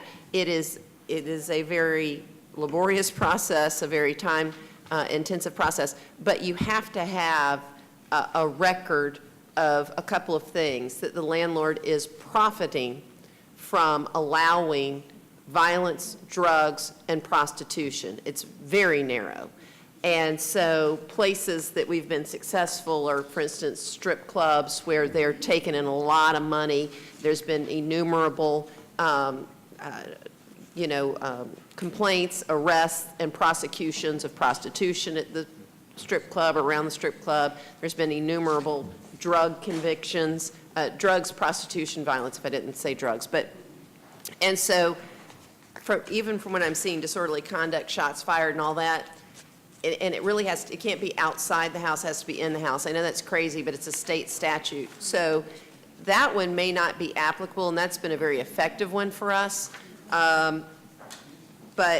So I'll get that one maybe off the table as a point of discussion. We'd have to have much more information about drug busts, activities of prosecution that was actually prosecuted, and then, God forbid, violence that occurs there, pretty significant violence. So, Mr. City Attorney, do you have anything other than that one statute we've used before that might be helpful? Well, apart from that, the owner, if there's any involvement in these criminal activities, they can be cited just like anybody else to recorder's court. Of course, the police would have to do their undercover investigation, and if it's a non-resident landlord, then you run into a problem of nobody being here locally to cite. But could we use, similar to what we just passed, as far as where we force the property owner to abate a nuisance or abate, like the stockpiling ordinance we just changed?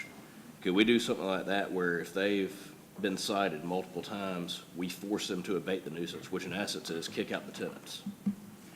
Well, you can on the business license issue that we've looked at where they have 2 or more violations within a year, but the problem here is it may just be a residential use and there's no license to revoke. Normally, the chief would come along and recommend revocation of the license. That ends the problem, but here if you've strictly got just a landlord-tenant situation, the police have got to do their undercover investigation and get multiple convictions to bring into play the criminal haven statute that we've used before. But it really is, a manpower law enforcement problem to get those resources on it. Yeah. You have to have, and just for the neighborhood association, those are the things you're really looking for. If we can get those kinds of complaints and convictions, drugs, violence, and prostitution, and I hope none of that's going on, by the way. I hope it's just noise ordinances and obnoxious people, because I don't want to wish any of that other on you. But in order for us in a residential, we've only had 2 that have been successful. One was where a woman was living in the house, and I think her sons maybe or some relatives were literally running drugs out of the house, and they were repeatedly arrested and all sorts of sting operations and all that. And the city literally took the property from the woman. Another was when the Hole down on Wade Street, you may remember, just had a decades-long history of shootings and prostitution and drug busts. And we came in and threatened to take the property, and they just deeded it over to the city because they couldn't deal with it. So, and then of course, as the city attorney says, it's much easier when they have a liquor license or a business license, because that's a privilege, and we can revoke those. So when it's residential, it just gets so hard. I just wanted to explain that a little bit more so that you understand what we need to take those kind of corrective actions. It may be our best route is, I see we've got a bunch of people here, so let's let them talk. Just more intensive policing and community work and pressure on the landlord to do right. So I know you've already been down that path, but okay, we've got the Mayor Pro Tem. I want to ask Councilor Woodson, what do we use when we took the house in Yep, that's what I was waiting. Kendra's quarters? That was the one where the woman lived in the That house. was the Hubbard House. Mm-hmm. Let's see, hold on a second. Yes, that was the Hubbard House. That was when Senator Harbison helped us. He found that law and the state law. There's a law that authorizes, but there has to be at least 3 convictions in the house in order to do it. Once there's 3 convictions in the house, the state, not the local government, the state takes over the property. And once they do, they can either give it back to the neighborhood or they give it to the city or whatever. And it was the Hubbard House. And it was the incident that the mayor was saying, that's what I was trying to reach out to Garrett to tell him, hey, there is a law that you can try. And with these offenses like this, I guess, and him being an attorney and stuff, he can look at it better than I can. But it just has to have at least 3 convictions. And if 3 convictions are done on that property, the state can take it away. when it was taken away. It was a sting operation. It's not going to happen overnight. When we did take it, I remember because the lady faked it sick, but we were ready with the ambulance. We were ready with the ambulance because we knew. I got criticized a lot in the paper because she was an elderly lady. But the problem was that her family members were taking advantage of her and putting her in this situation. So it can be done. I've seen it. I was there when it was done. But the thing is, it takes time and it has to be some convictions and people have to be willing to stand up. And it seems that you're willing to because you're fighting for your community, and I applaud you for that because not everyone does. But I can assure you, you'll just have to go back and Councilor Garrett can see if there's been any of those on there. If there is, you can, because Senator Harvison helped us, and that's how we got the Hoover House.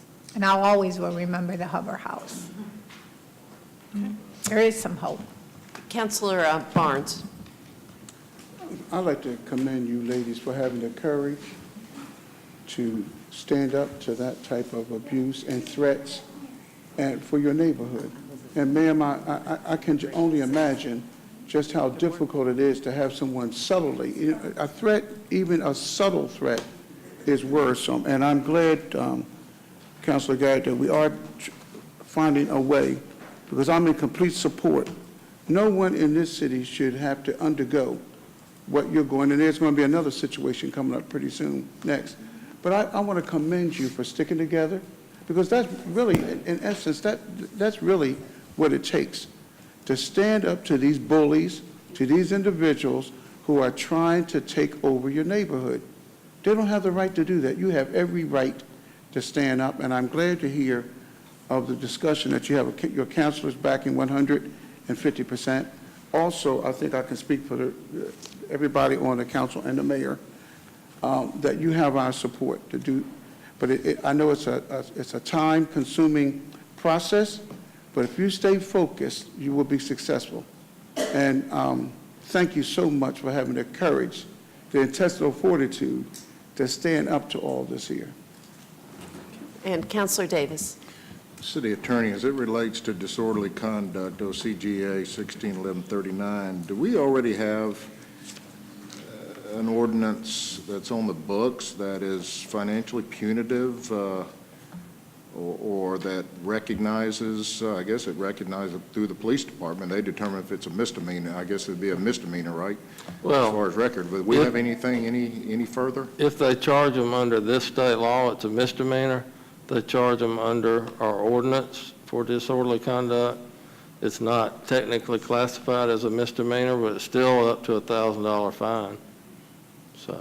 So there, we already have an ordinance. Yes, we have an ordinance and the state law. When it comes to, if it's determined, how many offenses? Well, it's in the discretion of the officer which route they go, state law or an ordinance violation, but each offense, it can be a penalty up to $1,000. The officer has the ability to fine them, or the court? No, they can cite them and take them to court or arrest them, but.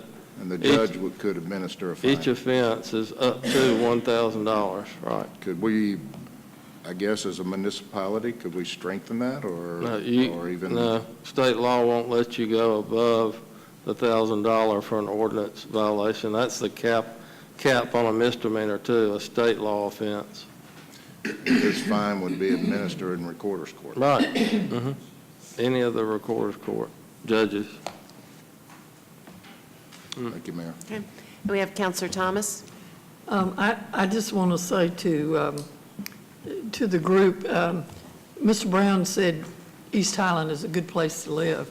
I grew up at 1127 21st Street.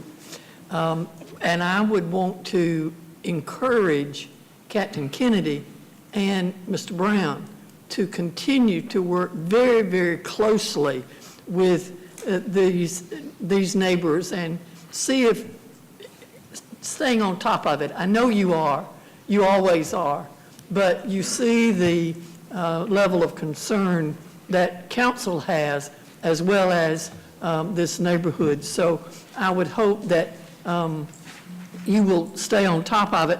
And for the neighbors, Captain Kennedy said, you don't always recognize the undercover car that's in the neighborhood, which is planned that way.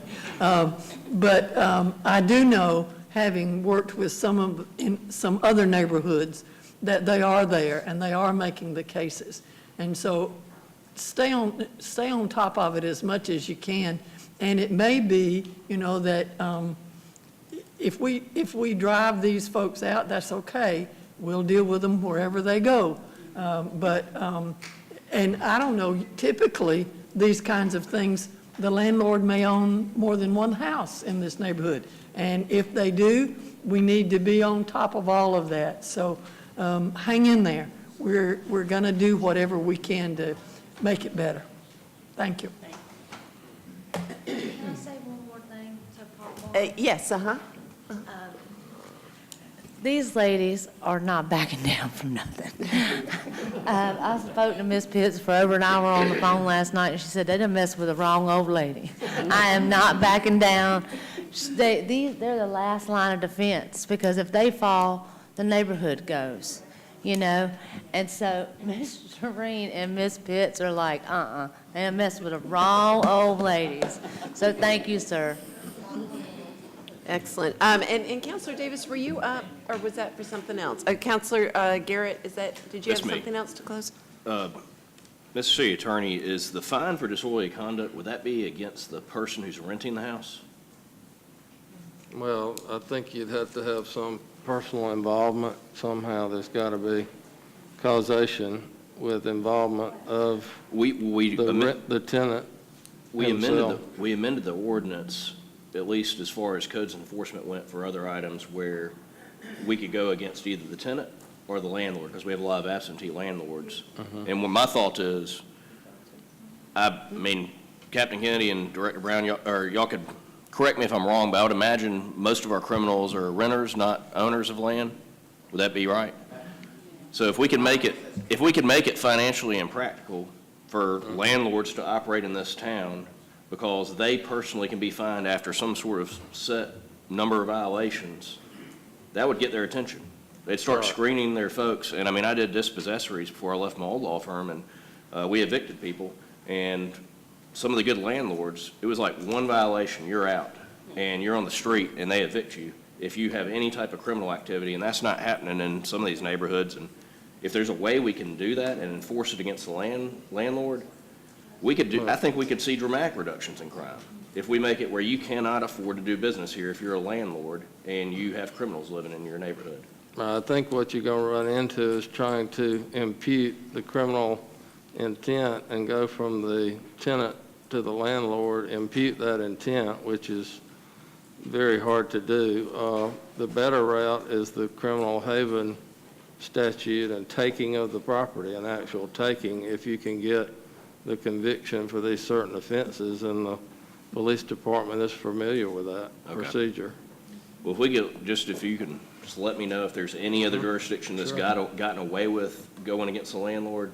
I mean, I think that could be something that could be a dramatic shift in the way our crime is fought. All right. And we have Counselor Woodson. Clifton, I have a question for you. Is there a legal way where a letter could be sent to the owner, letting them know of these violations that are occurring on his property, and that after so many convictions, he can lose his property? Because I know in the Hubbard House, you know, we just took the property from the owner. I'm not sure if they were renting it or they were the owners, but I know the owners lost the property. So based on what he's saying, I'm thinking that if we gave notification to the owner, letting them know these things are occurring on your property, it is going to go public. It's public record. Anybody can look up who you are. Under the state statute, after so many offenses, we can take your property away. I don't know if we could legally do that or Well, not. To put them on that notice. can be done. The mayor and police chief have Put sent them on letters. notice. We've done that before, and let me past. get with the city attorney. You have to be real careful about, threatening certain things. So let me get with the city attorney and just chat with him a bit about what, if we could write a letter. Put 'em I'm on happy to notice. write a letter as public safety director saying, we're Fair enough. watching your property and we're unhappy with, and it can be strongly worded, but let me get with the city attorney and make sure that we don't Yeah, give it- them ammunition As long as it's against just a us. notification. And I'm just saying, Yeah. I don't know, that's why I'm asking you, just a note, let him know, look, we know about this is going on. Want you to know that this can happen to your property. And then it's up to that person, because everything is public record. Okay. All right. All right, well, great Stop. discussion, ladies. Thank you so much, and I hope you at least feel a little better. Madam Mayor, Captain Yes. Kennedy. Yes. I just wanted to address what Mr. Walker said. I just had a meeting last week about this same issue in another area, and that is a consistent problem where landlords are renting these houses out, and we're hitting 2 and 3 search warrants at a time at multiple houses, at the same house in multiple areas. So it would be if we come to a resolution, it would probably be a resolution for numerous homes in numerous areas in the city. So I just wanted to point that out. So thank you, Councilor Walker. Great. All right, ladies. Yes, ma'am. Last but not least, I'd like to mention that anybody back here is willing to be deputized and licensed to carry it. Yeah, I bet. All right. That's right.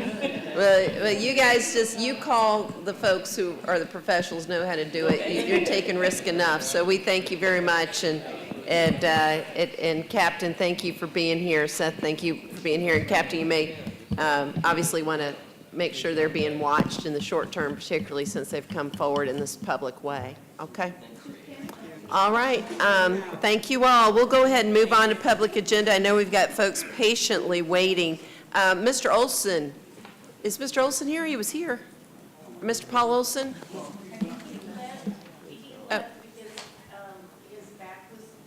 Oh, no.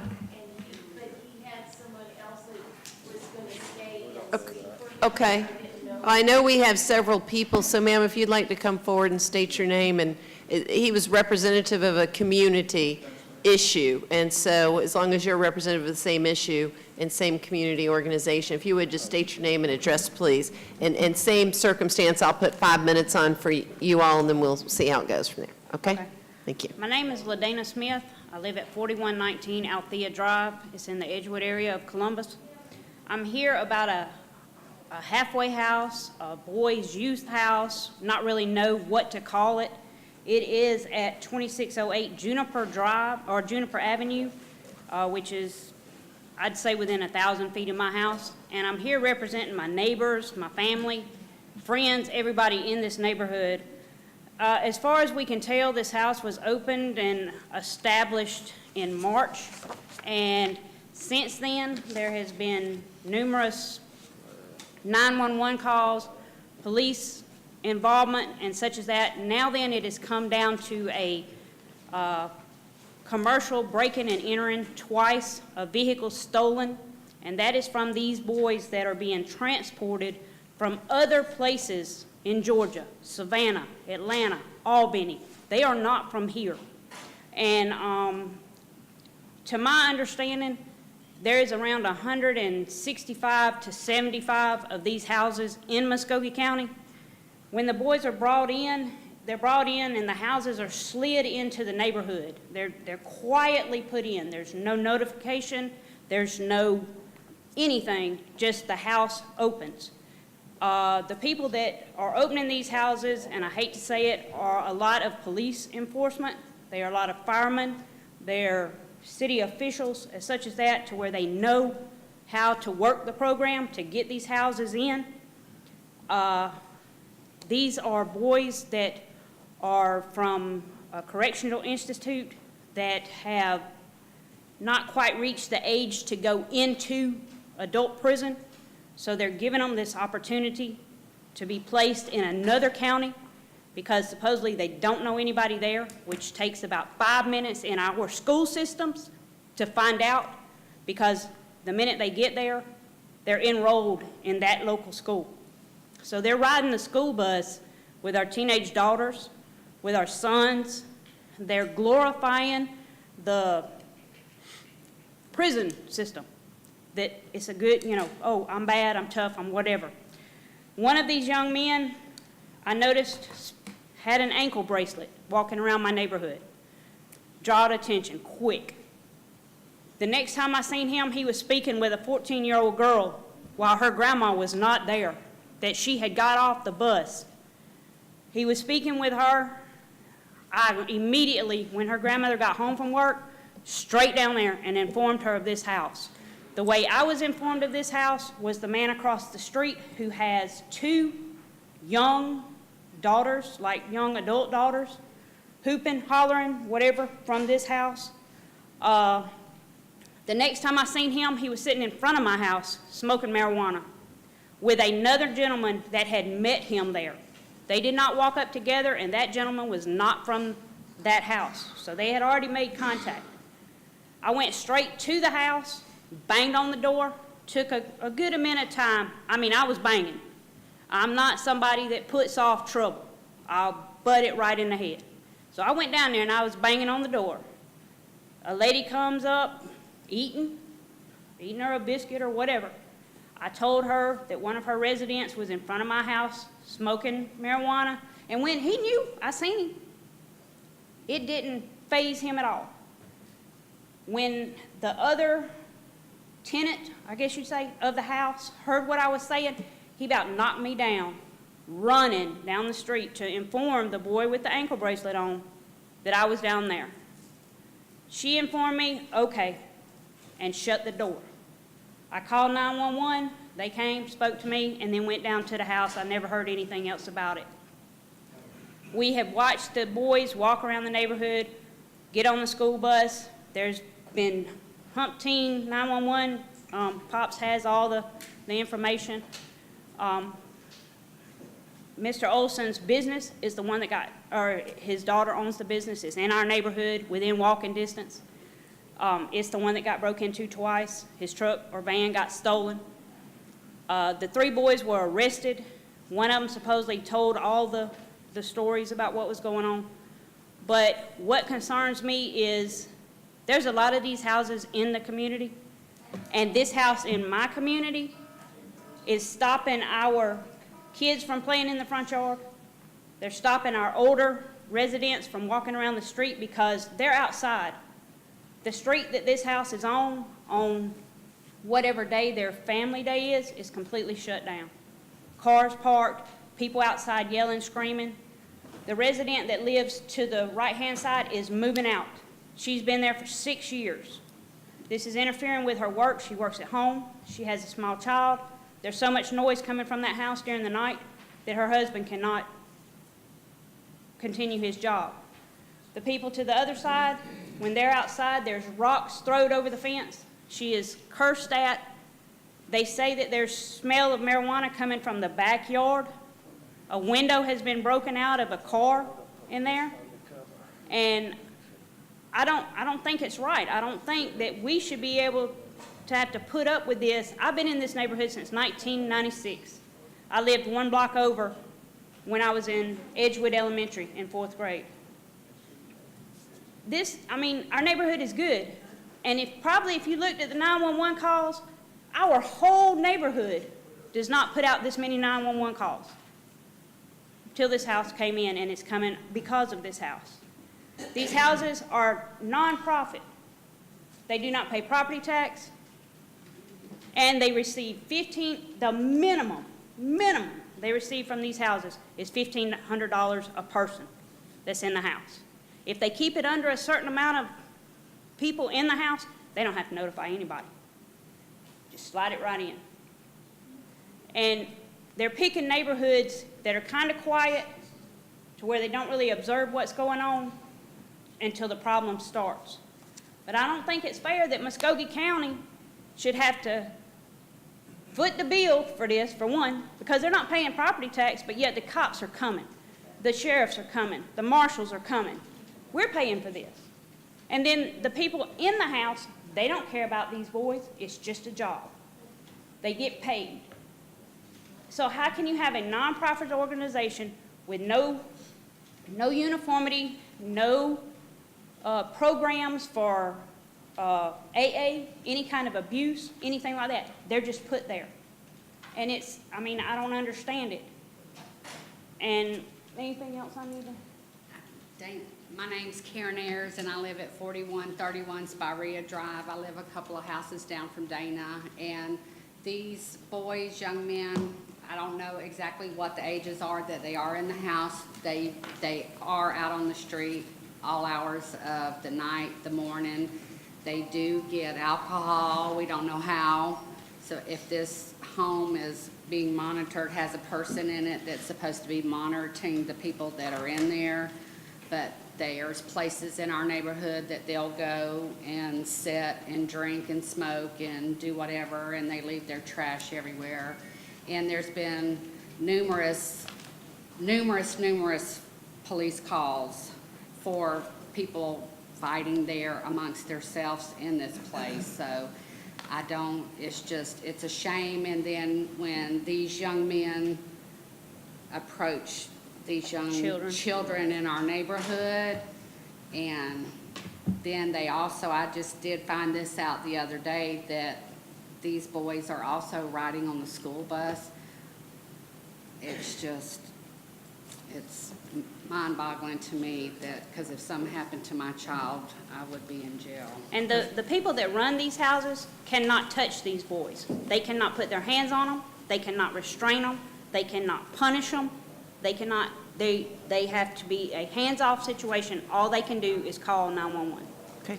And I see that there's several other people, so if you're here with this group, I guess just sort of raise your hand and let us see. I think, ma'am, are you here with this? Yes, she This is. group, and yes, ma'am, back there. Okay. Anything, just a few more seconds. Sirs, did you want to add a few things? And we got some counselors lined up, want to talk about it and ask you some questions. So did you want to say a word or two? Are you done? Yeah, I'll say something. I have numerous rental properties there, and all the families have children. I have no complaints from them, but as a real estate man, real estate broker, we're responsible for things like that, and we have to notify people in that neighborhood. And if we don't, and we do it in writing or don't do it in writing to cover our hiney, it's a problem for me, and we sure don't want any problem from them. And then when property comes vacant, you have to tell them then, and it might be to the point where they say, well, we don't want to live here. They'll say, where is that house? I'll have to show them. Now, this little lady had more items, and because I just got into this last night, and you can blame me here for Pop Barnes, and he asked if we wanted to speak. But it's a concern, and like I said, I have rental properties there. I don't live there, but I have a responsible to them tenants. And my responsibility is, letting them know, and they might want to move. And I just learned about it, but I've driven down that street, and those boys play basketball in that street, and you come down that street, they act like it's their own turf, and they give you real nasty looks that you have to go through there, and it bothers their, shooting hoops. And there's one, I wouldn't even want to confront him. He looks mean. I don't know their age, but I know they're teenagers, and that's about all I can say. But this little lady Thank really you. expressed it. Do you, sir, have anything to say? I'm trying to keep it within the 10 minutes and don't want to give anybody a different rule than the other. So yes, sir, do you want to close out? Yeah, Andy Purdy, I live at 2612 Japonica. Yeah, up until this house opened, we had no problem with letting our kids go out, walk around the neighborhood. Ever since this house has opened, we're really scared to let them go out because these kids are seen walking around smoking marijuana, drinking beer. And I know for a fact they have followed my daughter up from our house to the local Family Dollar and then followed her back. And she's 12. Wow, wow. All right, thank you so much. This is so alarming. And we have been doing some work. We got a whole bunch of folks. I know Pops wants to talk a bit, and then I want to hear from our city attorney to sort of explain what this is, how these houses even get licensed, what we can do locally, because we're like a lot of this is state law. So like a lot of communities, we're really struggling to figure out what authority we have here. And so, but with that, let's open up the conversation. Pops, you want to start it off? Yeah, we had a neighborhood meeting, about 20 people showed up, but this area in my district there's never been a call, hardly a call. It's very peaceful, all the neighbors get along, lawns are cut. But about 8 months ago, Donna gave me a call, and she told me that about this house here. And the most disturbing thing about it is the fact that the young men were leaving out of the house, the containment house, going with ankle bracelets, going to someone else's step and smoking marijuana. What really prompted me to meet is the fact that they were following. I think they followed your daughter, but there were a number of other young ladies that 12 and 13 that these young men were going and speaking to and following. So I called this in, and someone went out there, and as I told Donna, when they went to the house and spoke with the people, they didn't see any disturbance whatsoever. Subsequent to all this here, I contacted the police department, and from June the 6th to October 1st, there are 25 911 calls, ranging in everything from the residents, those boys leaving out and being missing, to physical disturbances and drugs. Now, 25 from the 6th of June to October 1, 25 911 calls. And I'm going to pass this around to the other counselors so that they can see this thick packet, the disposition there. Thank you, and this right here. Fortunately, I'd like to give a compliment to Ms. Yvonne Ivy, because she's taking a deep breath, but every time, Mr. City Manager, when I call her, she always does her research. There has to be something has to be done to bring some type of relief to a neighborhood that is peaceful, where you have this house that opened up. It has completely disrupted not just the street that the house is on, but that entire community. There are about 5 or 6 streets. I went there the other day and I saw the basketball goalie. When they decided to go out there and play, they shut the street down. No cars can go through. And as this gentleman said, these people look mean, and you don't want to really approach them. This is all from a neighborhood where the character of the neighborhood is very peaceful. Neighbors got along. One of the best neighborhoods in my district. And they have changed it. This house has changed it. And so I did confer with Yvonne, because there has to be some type of remedy to give these good citizens some type of redress. And as always, she always comes through. And there is, and I mentioned at the meeting last night that what she said, in fact, I've got it written down, it went away on one of the copies. We can, each of you citizens can complain to the state and do a complaint and there's enough facts that you have here in order to support it. As the city manager, as the city attorney has said, we're somewhat constrained because it was taken out of our hands, as I explained to you last night, by the state. But there is a process that and I would like for Yvonne to come forth and explain about the process.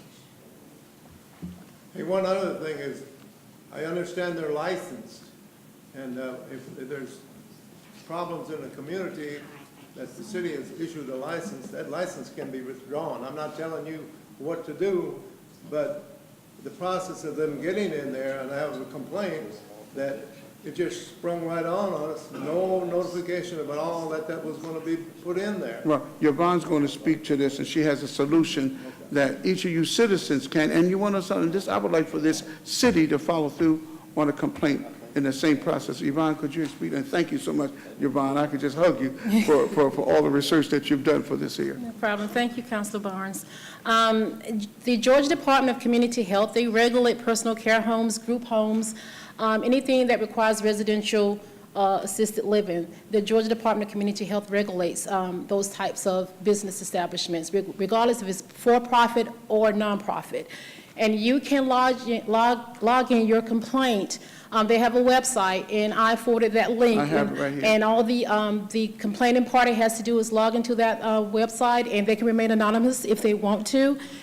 Just indicate the name of the facility, the address, et cetera, and that many number of complaints coming into the Georgia Department of Community Health, they should be able to address those issues, especially if that, the owner of that business establishment is receiving any type of state subsidies for the residents that are staying there.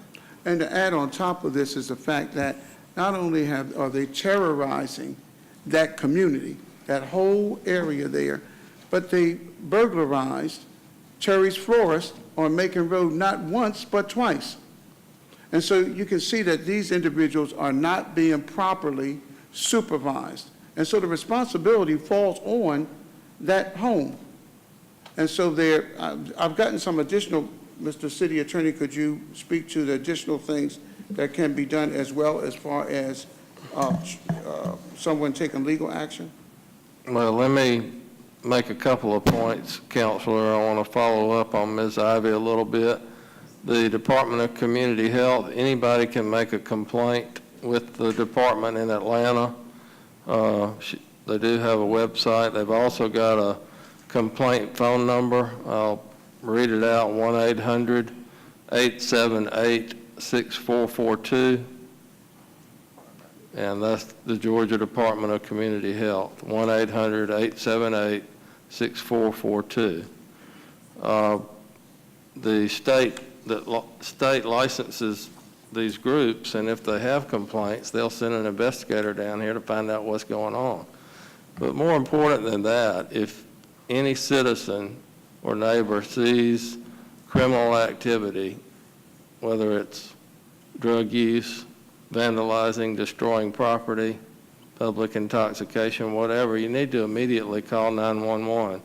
Like Captain Kennedy said earlier, you know, it's a thing that they will jump on immediately if they know about it. But if there's criminal activity going on, you need to call the police. And that leads into my third point. There is a local license sometimes, if the county knows about these places, they've received some sort of a local license that lets them operate in a community. Now, a local license in Columbus can be revoked by this council if the chief of police makes a recommendation to revoke, but it's got to be based on 2 or more convictions of the owner or the manager or an agent of that facility or home. Now, if they get these two-plus convictions in a 12-month period, the chief can recommend revocation of the local license. Now, that's just local, it's not state. You've still got to complain to the state officials to look into it and revoke them at the state level. But we do have that on the books here in an ordinance form. If you can get these convictions of the owner or the agent, 2 or more, you can take them to recorder's court, get convictions, then the chief can recommend a revocation. They'll have a hearing right here in front of the council, and this body can revoke the local license. But so there are many parts that interplay here. You got the state level, the local level, but most importantly, if anybody sees criminal activity, neighbor or citizen, call 911. Can I say one thing? Mm-hmm. One hurdle we're having to jump over is this home is owned by Greg Countryman. Say one more time, we can't hear you. I said, one hurdle that we're having a hard time jumping over as far as getting police reports and things wrote down, like when I called, it was not even wrote down. The owner of this home is Greg Countryman. He owns this home. Let me say, as to that, know this, that no one's above the law, obviously, but everybody's entitled to the process, right? And I know earlier you said something about law enforcement or police officers, and there is a distinction between the marshal, the sheriff, and the police department. So when you dial 911, the only people that are responding, police department. And so the individual you named is in another branch. So don't confuse the two. I just want you to know that that's a different branch. And so let's work the process like we would with anybody, okay? And I think you've received some good information tonight. Let's see. We've got, Councilor Barnes, did you want to finish up? Yeah, I did. LaDonna, I'm going to get with you all. I told you, I had mentioned yesterday evening that about this, what Yvonne had given to us, and we're going to act on it. I first of all wanted you to come here just to make council aware of what's going on. But yes, we need to take action by appealing to the state, and we also need to get with the chief of police on what the city attorney just got finished saying. So primarily, I wanted to let this council and our viewing audience know what is going on, because there are other, as you saw with the previous, there are other areas that are having problems as well. And we're not impotent. And the council here backs you, because they want you to have the quality of life that you were having prior to that house coming in the neighborhood. So I'm going to get with you, get with some of the people that were there at the meeting yesterday, find out a good time. I'll get with Rick Jones and Mr. Will Johnson and the city attorney and the chief of police, so we can get something going definitive and concretely, so that your neighborhoods and the neighborhood in that Edgewood area can go back to normalcy. And I want to commend you and each of you here for having the intestinal fortitude and the courage not to let individuals come in and damage the integrity of your neighborhood. And so I appreciate you. And so I'll get together with you. And Donna, give me a call. Let me know what would be a good time, and I'll get with the city attorney and planning and all. Thank you all for, yes, sir. One more thing, this little lady here, Oh, yes. I dare say she's in her higher 80s, and she lives right behind that house, and, you know, there's a back fence there, a wooden fence, but, you know, I'm not calling them anything, but people like that can climb a fence just like that. Yeah, she's afraid of the safety issues. The worst thing of all, her daughters want me to stay overnight with her. Well, that young lady right there, by the way, I won't tell you her age, but it's gotten so bad, she walked the neighborhood every day. She's afraid to even walk, because these kids, they walk the streets. And the young girls are petrified. They don't walk the streets anymore, walking their dogs. Something like that should not even happen anymore. Yeah. Yeah, so. And you know, you've heard a lot of good information, but this business about smoking marijuana outside, remember when I was saying earlier to the ladies who were here before that their calls don't involve drugs, prostitution, and violence? There you go, you got drugs, you see. So noise ordinance is not drugs. And various other things that they had are not drugs. You start calling about drugs, we got another situation, okay? Well, So, there was 3 boys that got. but we need police reports, police reports, Well, the police 3 reports. boys that broke into the business, all of them got charges against them. Yeah, we'll see that, and that will be obviously criminal activity. Right. So, thank you. We've got a couple more folks. I think Councilor House wants to speak. Thank you very much. Well, I have a question for the city attorney, just to make sure I understand what you said about revoking the business license. That was convictions against the owner or the agent of the owner, not the residents of the Correct. house. It's the agent. Correct, owner or manager or their agent. Okay, so any kind of conviction against the young men, unless it falls under the violence, drugs, so forth, doesn't help us as far as license taking action on revocation, right, that wouldn't Okay. apply. Okay, all right, thank you. Okay, Councilor Davis? Well, I think everybody knows that not long ago I talked lengthily and passionately on this subject, but I can tell you this, we've got a lot of work to do. I'm very thankful that the city manager gave us a solution in trying to understand what exactly we're dealing with, and I think it's been eye-opening, to say the least. What you see is, you know, I don't know how many times I talked about supervision and oversight. I said it many times, and, you know, it's starting to become an issue where a few are giving a bad name to many, and those few are becoming increasing. But, Madam Mayor, what we, you know, this is something that we as a collective body need to understand and we need to address. And I know we're not going to do it here today, but these things that we're working on, I'm glad Director Jones is involved, but you've got a situation where Muskogee County is number one in the state, and many more applications and people in the process of lining up and to do this kind of stuff in Muskogee County. Why? I ask myself, why? And what really has been eye-opening to me is what we're talking about, and this is where I think we really need to understand this, is the amount of resources that's being allocated to this matter. These are called personal home care, or actually we found out that there's not even a category that we're dealing with here. It should be totally different. I think that's going to be coming to this body here soon. But whether it's a youth home or a personal care home,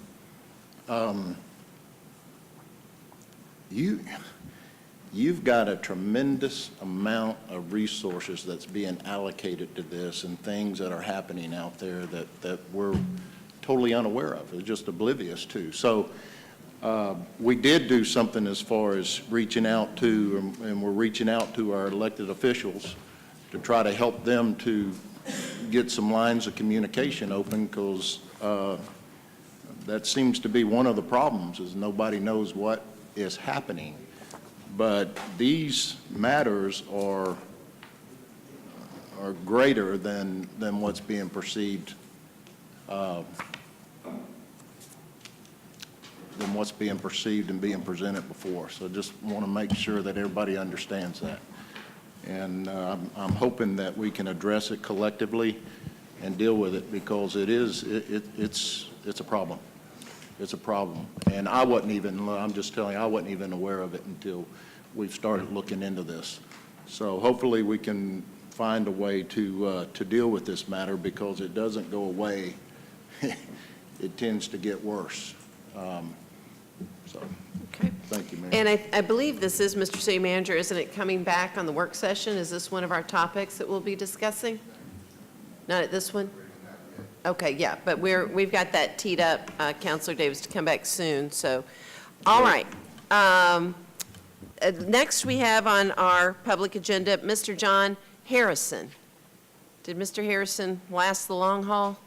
Well, maybe poor Mr. Harrison, I'm sure I want to apologize to him for the fact that we've gone on this evening, but obviously it's been very important issues, so hopefully he'll come on back and we'll be able to hear his concerns. With that, then we'll move into the city manager's agenda. Mr. Hughley, you want to hit your mic there? There you go.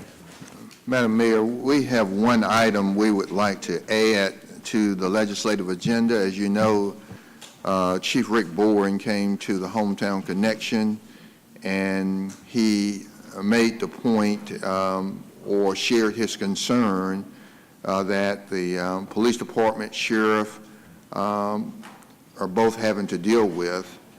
And so we are requesting the legislative delegation to amend the Georgia law so as to relieve counties, police chiefs, and sheriffs from bearing transportation costs and related expenses when juveniles are ordered to be transported to or from a facility outside the jurisdiction of the juvenile court hearing such a matter. Second. Got a motion and second for approval. Is there any discussion? Okay, you may record your votes electronically.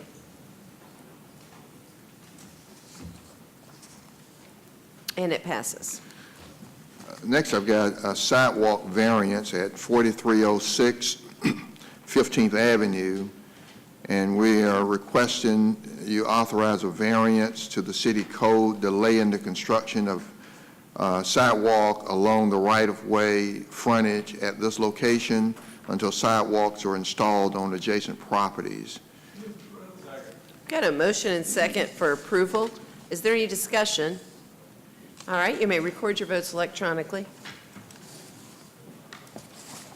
And it passes.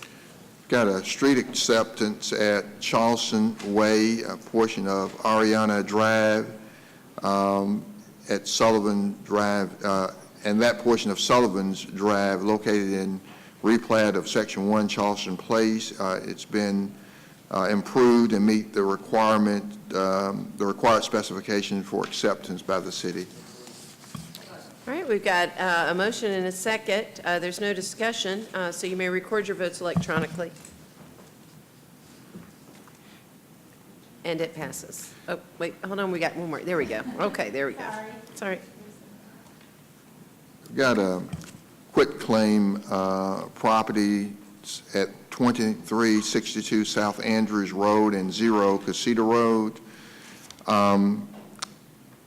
After conducting research, we discovered the properties were quit claim to the city without the city's knowledge or consent, and we've had our lawyer look at it and has rendered a legal opinion to the matter and determined if the city does not wish to keep the property, we would need to renounce the quit claim, reconvey the property back to the original owner. And the city does not have a need for this property and would like council's approval to do exactly what has been provided by our lawyer. With the city owning the properties, we can tell you that it increases liability, our maintenance costs, and takes additional properties off the tax roll, and we do not need it. And so we're asking your approval to... Got a motion and second for approval. There's no discussion, so you may record your votes electronically. And I think we've got one more. Who's missing? Okay, that's it. It passes. We've got, next I've got property acquisition, 2212 First Avenue, asking approval to purchase this property at $15,000 to include closing costs in an effort to assemble land in the city village redevelopment area. The property will be purchased utilizing CDBG funds. It was recently appraised at $15,000. The owner has agreed to sell the property to the city for fair market value minus closing costs. And so that total purchase is $15,000. And again, it will allow us to assemble parcels a property in the city village for future redevelopment. We're asking your approval. All right, we've got a motion. Is there a second? Second. All right, you may record your votes electronically.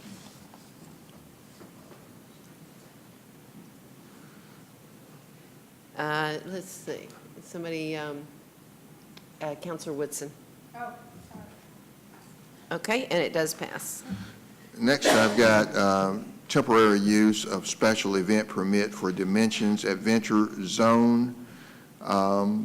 They received authorization to host a haunted house at as a special event from October 5th through October 29th, and the company would like to extend the special event until November 4th, 2019. Got a motion and second for approval. There being no discussion, you may record your votes electronically. And Madam Mayor, I just want to ensure that this says 2019, but it should be 2018, so that's a correction, November 4th, 2018. All right, thank you.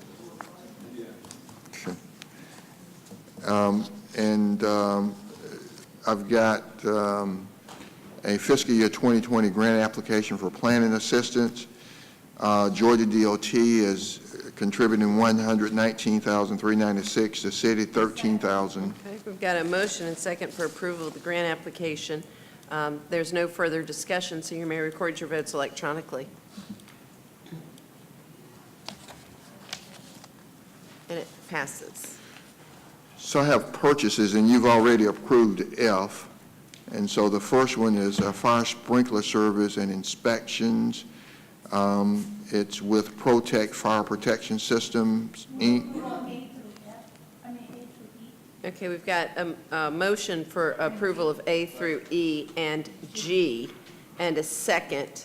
Is there any discussion on any one of these items, A through E and then G? We've got fire sprinkler services and inspection annual contract, self-propelled scissors lift, a contract extension for long-distance telephone services, payment for local phone service billing, a service maintenance plan for fire EMS burn building, and a statement of work number 3 for CGI Advantage 360 software as a service agreement. There being no discussion or call to pull any of those, you may record your votes electronically. Let's see, Councilor Davis and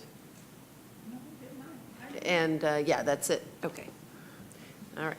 Got a couple of 2018-19 VOCA grants, Victim Witness Assistance Program grants for the Solicitor General. And the first one is for the salary of a victim advocate investigator. It's $49,268.86. The second one for a domestic violence assistant solicitor is $67,209.07. The third is a salary supplement for a program director. It's $12,000. And the fourth for additional operating expenses, $6,000. Got a motion and second for approval. There's no further discussion, so you may record your votes electronically. And it passes. And the last item I've got, Madam Mayor, is a update on small cell towers. And I've got Director Donna Newman here, the engineering director, and Rick Jones, our planning director. Thank you. Good evening, Madam Mayor, members of council. We want to talk to you briefly here tonight about what small cells are and what the impact could be and will be on Columbus over the next several months and years as we go along. We want to talk about, give you an idea what small cells really are, what cell towers versus small cells, and what that really means to us from that. Set aside this idea about small cell regulation, and then also show you the existing small cell sites we have in the community as a whole. Just so you understand now, small cells really consist of small radio equipment. That's what it really boils down to. They're not the height you'll see of a regular cell tower, for instance, from that. These things can be placed on street lights, sides of buildings, or poles. In Columbus, they probably will not be allowed on a street light because they are owned by Georgia Power. And Georgia Power does not allow coexisting of equipment on those kind of structures. They can transmit data, which is what they really are designed to do, using mid and high-speed band spectrums throughout the community that cannot really travel far.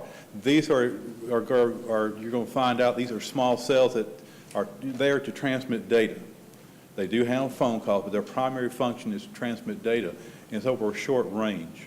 Whereas particularly where they don't have enough coverage from the cell tower itself, where they can't handle that kind of volume.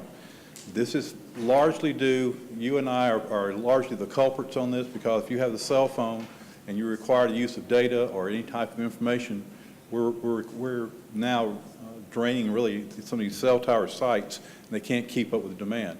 You hear it, you're going to hear a lot more about in dealing with this thing called 5G technology, which is merely the 5th generation, which is actually speeding up the data and getting the data to more folks as we go along. It does promise greater speeds, response times, connectivity. This is particularly important to a lot of folks if you're downloading, say, a video or something to that effect, and you want to watch it on your phone.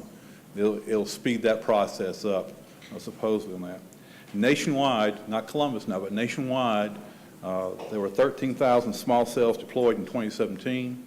By 2026, they are estimating there'll be over 800,000 of these small cells throughout the country. They are there for a purpose, and we want to explain it to you.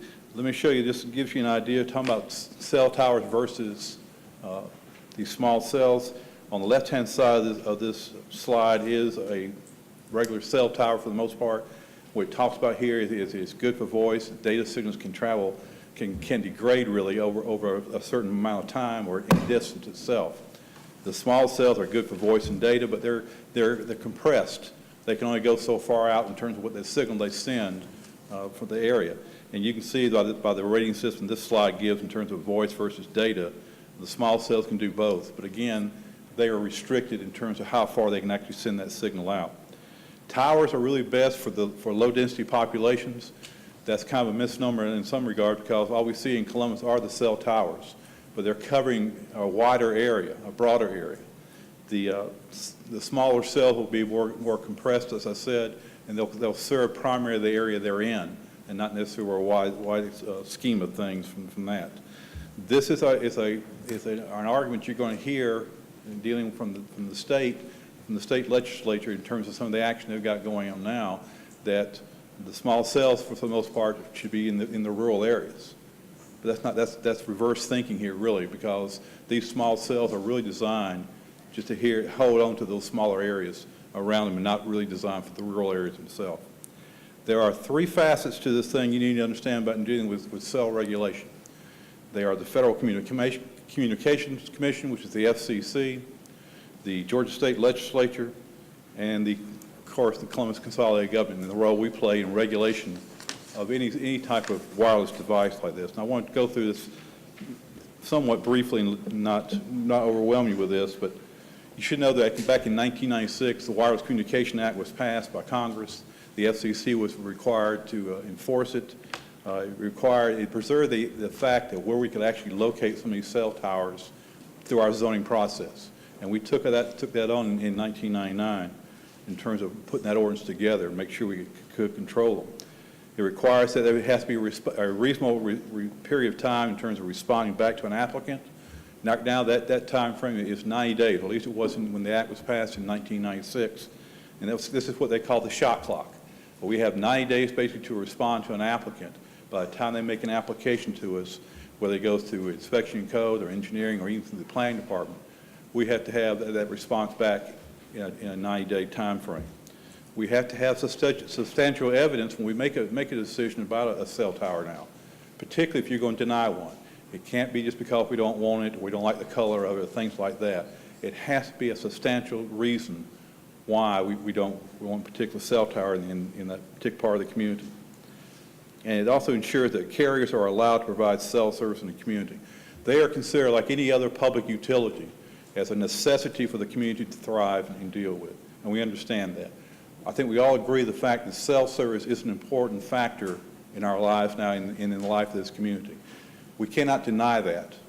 By federal law, we cannot deny or restrict that. We have to make a reasonable allowance in allowing folks to come in to a community and provide cell service for us, and we certainly have done that since 1999. In September of this year, September 26 exactly, an edict was written by the Federal Communication Commission, calling this long name of Accelerating Wireless Broadband Deployment by Removing Barriers to Infrastructure Investment. Say that fast 3 times. This creates now a 60-day shot clock for us in terms of when we get an application now for a small cell, we have to respond within 60 days on that. Otherwise, we are in violation of the law from that standpoint. It limits our application fees. We don't charge $500 for 5 sites, but that's what this edict now says to us. This directive now says to communities, and then the $100 for each site after that. It would limit our right-of-way fees to $270 per site per year, and it would also limit our local control of aesthetics in dealing with these poles, including this idea of minimum spacing. Yeah, Councilor Woodson would like to Yes, ma'am. ask a question.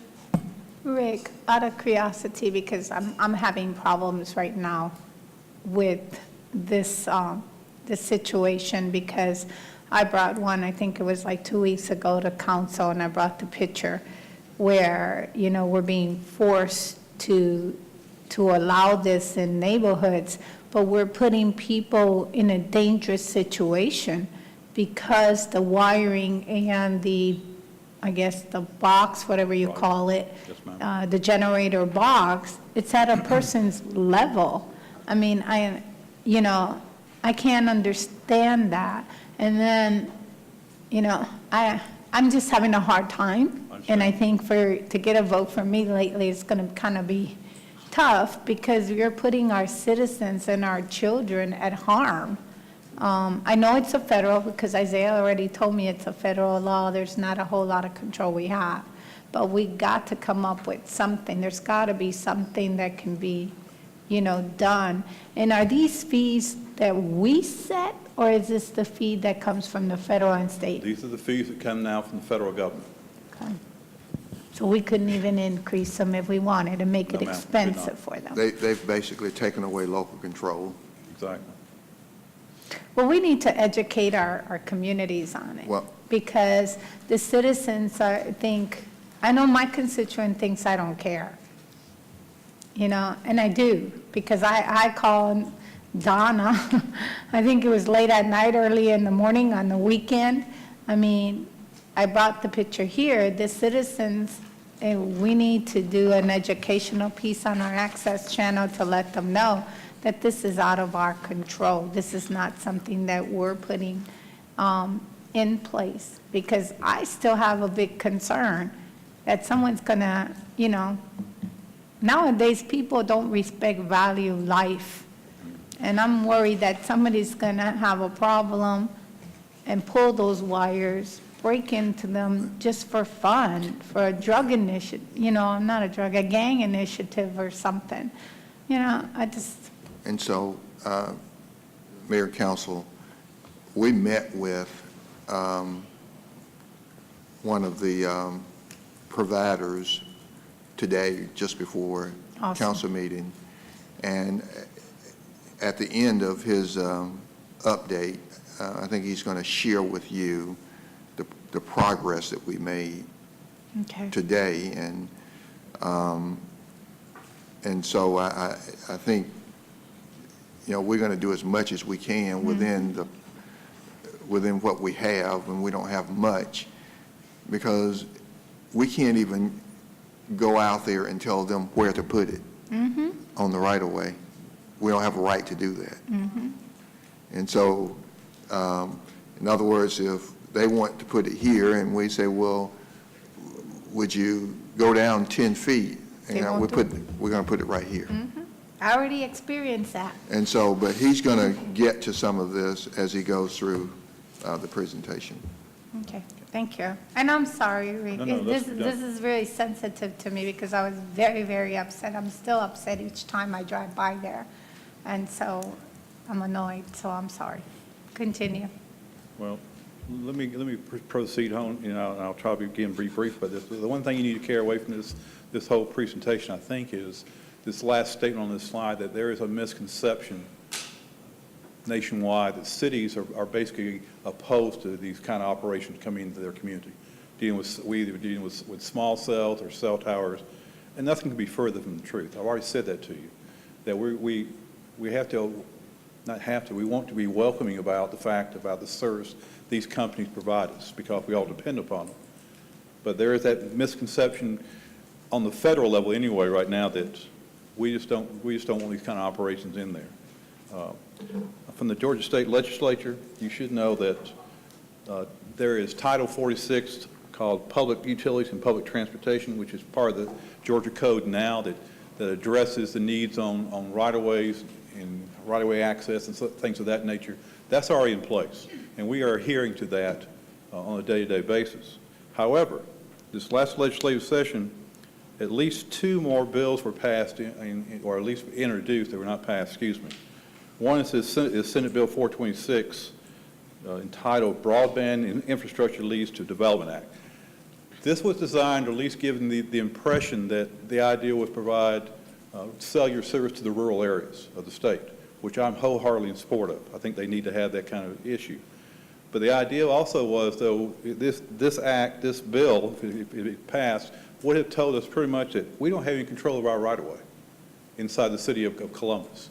That pretty much we need to stay away from it in terms of limiting where we can prohibit them or how we can regulate them, what we can charge for the right-of-way cost itself. Those are all important issues to us. This bill it passed, what I'm understanding, it actually passed the House and was amended to address more of the EMC's needs in terms of dealing with cellular service. But it didn't make it to the Senate because it was in the last day, the last hour, the last day, and so forth. It didn't cross back over to the House for approval. But it's out there still for consideration. I'm sure it'll come back up this next session. And then this House Bill 887, this Georgia Communications Service Act, was another one that was ideal, was to limit the and deny or ability to deny new poll applications, allow for 120 permits at a time, grant approvals for our application after 75 days, and then cap the rental rate on right-of-way as well. It didn't make it out yet, but it's still there for consideration this next go-around.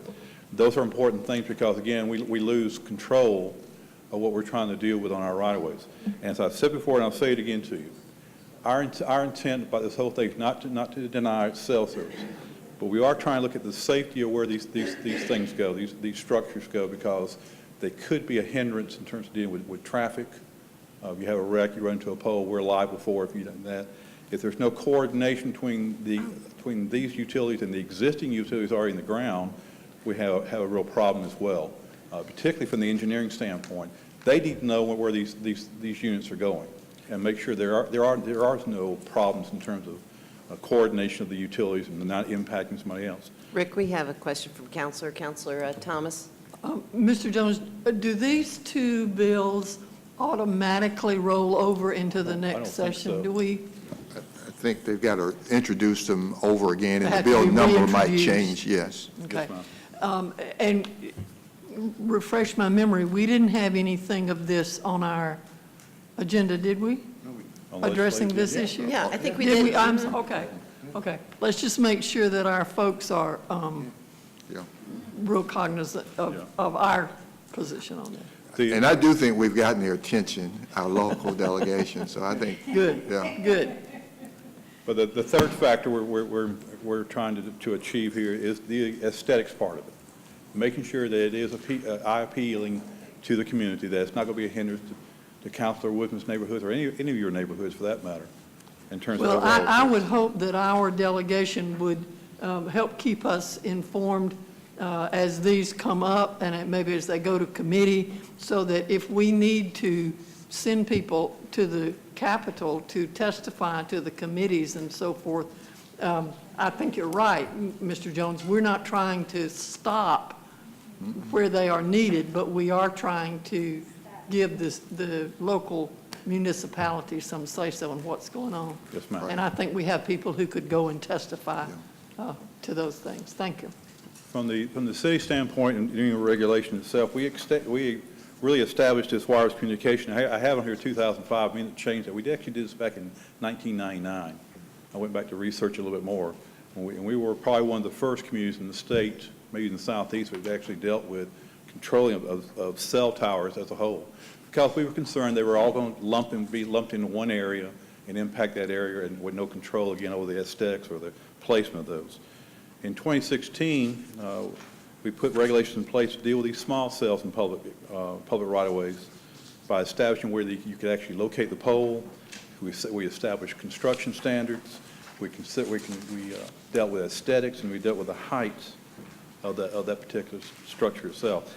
This all came about because of the fact of we had an issue of a contractor wanting to come in here in 2016 and establish a pole, really a cell tower, a small cell tower, about 100 feet right in front of the Bradley Company down here on front. Nobody would know anything about it. It's just going to show up on the right-of-way. And we said we just can't have that. And that's how we got to the point now of establishing these regulations in place. Because it just wasn't suitable for the community as a whole. We could see this happening all over the place. And come to think of it, I think we also had another one up on Armour Road right there close to the Manchester Expressway as well. To date, we got this now between 25 and 30 new applications have been submitted that some of you have already got phone calls about. We want to talk about that just a little bit more as well. And the greatest potential impact, of course, of this are these poles just showing up overnight in neighborhoods, particularly those neighborhoods whose utilities are underground, and all of a sudden they have a pole sitting in their front yard they're not aware of. That's a concern we're trying to strive for. This is a map, and I know it's a little bit difficult to see on here, so we included this map. It's on the very back of your handout, a little bit larger, you can see. You can see the number of actual sites throughout the city itself in terms of what's been actually being constructed, what's incomplete right now. Well, there's also a listing of addresses on here as well to give you an idea about where these permits are being issued now. We're going to show you some pictures here too of this. I mean, and this is coming kind of like a before and after type thing, and I'll let the city manager explain that to you in just a second. But these are the poles we have right here now close to Amber Drive. This is actually one of these on the right, actually in front of Kendrick High School, one a little bit further down the street. This is the wood pole. That thing on top of it is the actual antenna or radio device itself. You can also see the equipment that's hanging off the poles. As Councilor Woodson has pointed out, they're at pretty much eye level, and they're easy to access for anybody. This is the one that Councilor Woodson brought us a couple of weeks back out there on Ramsey Road itself. Again, you see the wood pole and the equipment out there from that one. This is at Garrett Creek in Glen Valley. This doesn't have the equipment on it. It's got a box on there for the power, but then it may have other items talked about now. But this is, again, a wooden pole out there. In this particular case, you can see on the left-hand side in that picture, the street lights are actually metal. But I don't want to get ahead of myself here on this. This is Park Court and Eagle Drive. Same thing for the most part, dealing with the poles there. Broadstone Court and Broadfield Drive, you can see these poles. There's nothing else out there. They're higher than the actual street lights in some cases, but they just kind of stick out and are very noticeable from that standpoint. This is a development that's happened along Williston Boulevard, close to the apartments out there. This just shows these metal poles actually going in. In this particular case, this is a good example of how they can actually blend into the neighborhood or into the community as a whole. Because you have, in this case, you have on one side, on the right side of the picture, you have the street signal itself, and on the opposite side of that small cell is actually one of the street lights for the area itself. Mr. City Manager, do you want to go ahead and explain now at this point about what happened today? Well, I'll just say that we, the Assistant City Attorney and our staff, the Engineering Director, Planning Director, and a few other staff met with one of the, with the company who has actually placed 28 poles in Columbus. They've gotten all these permits. And we let them know the concern of council. I told them I've heard from Councilor House and his concern, and Councilor Allen, and Councilor Woodson brought a photo, and all of the others, you guys, I told them you've expressed concerns, and we asked them to make sure that they, when they go into a neighborhood, if there's underground utility, you don't go in and put a wood pole, and you don't just go and put a wood pole anywhere in any neighborhood. And we had some very candid discussion, you know, with him. And so, since we've left that meeting, I received an email that said that the gentleman called back and said they would replace all the residential poles that are wooden. We had the conversation that we had about Ramsey Road, obviously made an impression upon him, and he wanted us to know at this meeting. We talked to him about replacing the wood poles with, I guess, metal poles that are maybe black, and we even talked to him about the possibility of the boxes on the outside, putting them on the inside of the pole, and that kind of thing, that aesthetically it just will make have a better appearance. And the one thing that I like in this email that I got back, our lawyer said that they wanted to be clear that they will treat all the neighborhoods the same. And so I take that to be that they're not going to go in one neighborhood and put a metal pole, in another neighborhood and put a wood pole.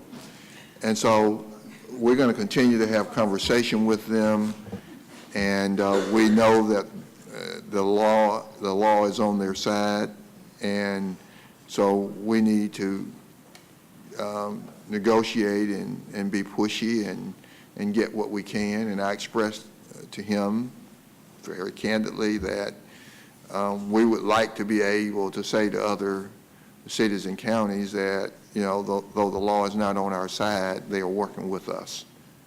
And so I told them I would love to be able to say that, and I hope that we can work together, that we will be able to say it.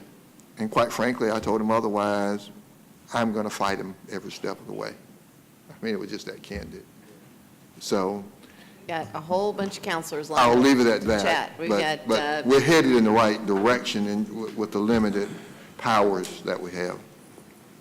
okay, we've got the Mayor Pro Tem. I guess I can just say thank you, Mr. City Manager, because my question was going to be about the appearance of the poles.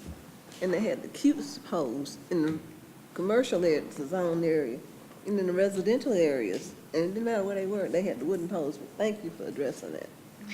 Okay, we've got Counselor House.